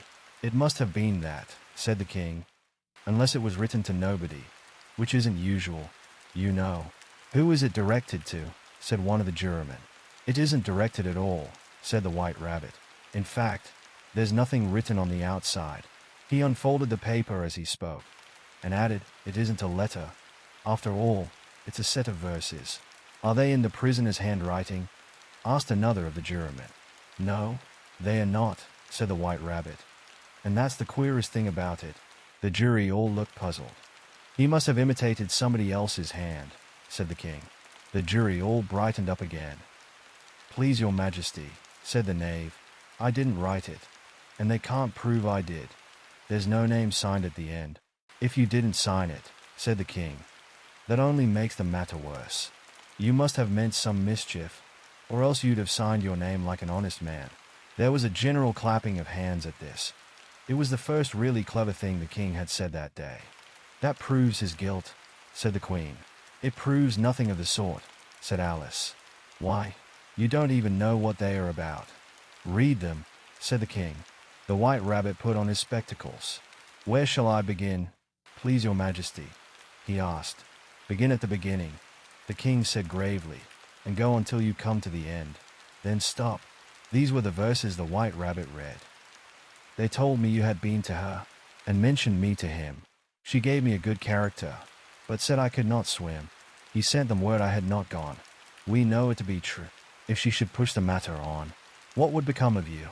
I gave her 1. They gave him 2. You gave us 3 or more. They all returned from him to you, though they were mine before. If I or she should chance to be involved in this affair, he trusts to you to set them free, exactly as we were. My notion was that you had been, before she had this fit, an obstacle that came between him and ourselves, and it. Don't let him know she liked them best, for this must ever be a secret, kept from all the rest, between yourself and me. That's the most important piece of evidence we've heard yet," said the king, rubbing his hands. "So now let the jury. If any one of them can explain it," said Alice. She had grown so large in the last few minutes that she wasn't a bit afraid of interrupting him. "I'll give him 6pence. I don't believe there's an atom of meaning in it." The jury all wrote down on their slates, "She doesn't believe there's an atom of meaning in it." But none of them attempted to explain the paper. "If there's no meaning in it," said the king, "that saves a world of trouble, you know, as we needn't try to find any. And yet I don't know," he went on, spreading out the verses on his knee and looking at them with one eye. "I seem to see some meaning in them. After all, said I could not swim. You can't swim, can you?" he added, turning to the knave. The knave shook his head sadly. "Do I look like it?" he said, which he certainly did not, being made entirely of cardboard. "All right, so far," said the king, and he went on muttering over the verses to himself.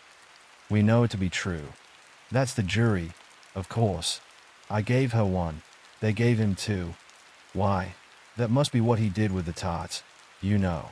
But, it goes on, they all returned from him to you," said Alice. "Why, there they are," said the king triumphantly, pointing to the tarts on the table. "Nothing can be clearer than that. Then again, before she had this fit, you never had fits, my dear, I think," he said to the queen. "Never," said the queen furiously, throwing an inkstand at the lizard as she spoke. The unfortunate little Bill had left off writing on his slate with one finger, as he found it made no mark. But he now hastily began again, using the ink that was trickling down his face. as long as it lasted. Then the words don't fit you, said the king, looking round the court with a smile. There was a dead silence. It's a pun, the king added in an offended tone, and everybody laughed. Let the jury consider their verdict, the king said, for about the 20th time that day. No, no, said the queen. Sentence first, verdict afterwards. Stuff and nonsense, said Alice loudly. The idea of having the sentence first. Hold your tongue, said the queen, turning purple. I won't, said Alice. Off with her head, the queen shouted at the top of her voice. Nobody moved. Who cares for you, said Alice. She had grown to her full size by this time. You're nothing but a pack of cards.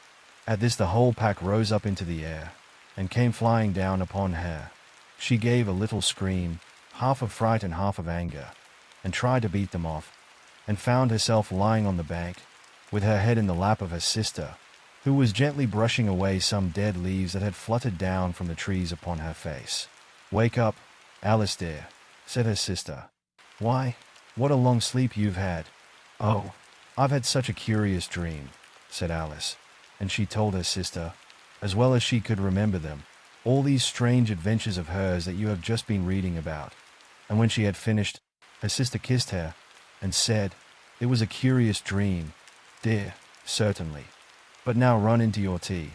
It's getting late. So Alice got up and ran off, thinking while she ran, as well she might, what a wonderful dream it had been. But her sister sat still just as she left her, leaning her head on her hand, watching the setting sun, and thinking of little Alice and all her wonderful adventures, till she too began dreaming after a fashion. And this was her dream.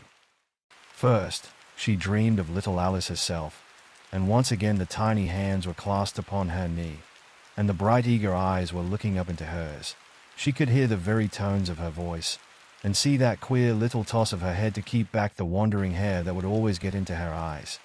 And still as she listened, or seemed to listen, the whole place around her became alive with the strange creatures of her little sister's dream. The long grass rustled at her feet as the white rabbit hurried by. The frightened mouse splashed his way through the neighboring pool. She could hear the rattle of the teacups as the March Hare and his friends shared their never-ending meal, and the shrill voice of the queen ordering off her unfortunate guests to execution. Once more the pig baby was sneezing on the duchess's knee, while plates and dishes crashed around it. Once more the shriek of the griffin, the squeaking of the lizard's slate, pencil, and the choking of the suppressed guinea pigs filled the air, mixed up with the distant sobs of the miserable mock turtle. So she sat on, with closed eyes, and half believed herself in Wonderland, though she knew she had but to open them again, and all would change to dull reality. The grass would be only rustling in the wind, and the pool rippling to the waving of the reeds. The rattling teacups would change to tinkling sheep bells, and the queen's shrill cries to the voice of the shepherd boy, and the sneeze of the baby, the shriek of the griffin, and all the other queer noises, would change, she knew, to the confused clamor of the busy farmyard, while the lowing of the cattle in the distance would take the place of the mock turtle's heavy sobs. Lastly, she pictured to herself how this same little sister of hers would, in the aftertime, be herself a grown woman, and how she would keep, through all her riper years, the simple and loving heart of her childhood, and how she would gather about her other little children, and make their eyes bright and eager with many a strange tale, perhaps even with the dream of Wonderland of long ago, and how she would feel with all their simple sorrows, and find a pleasure in all their simple joys, remembering her own child life, and the happy summer days.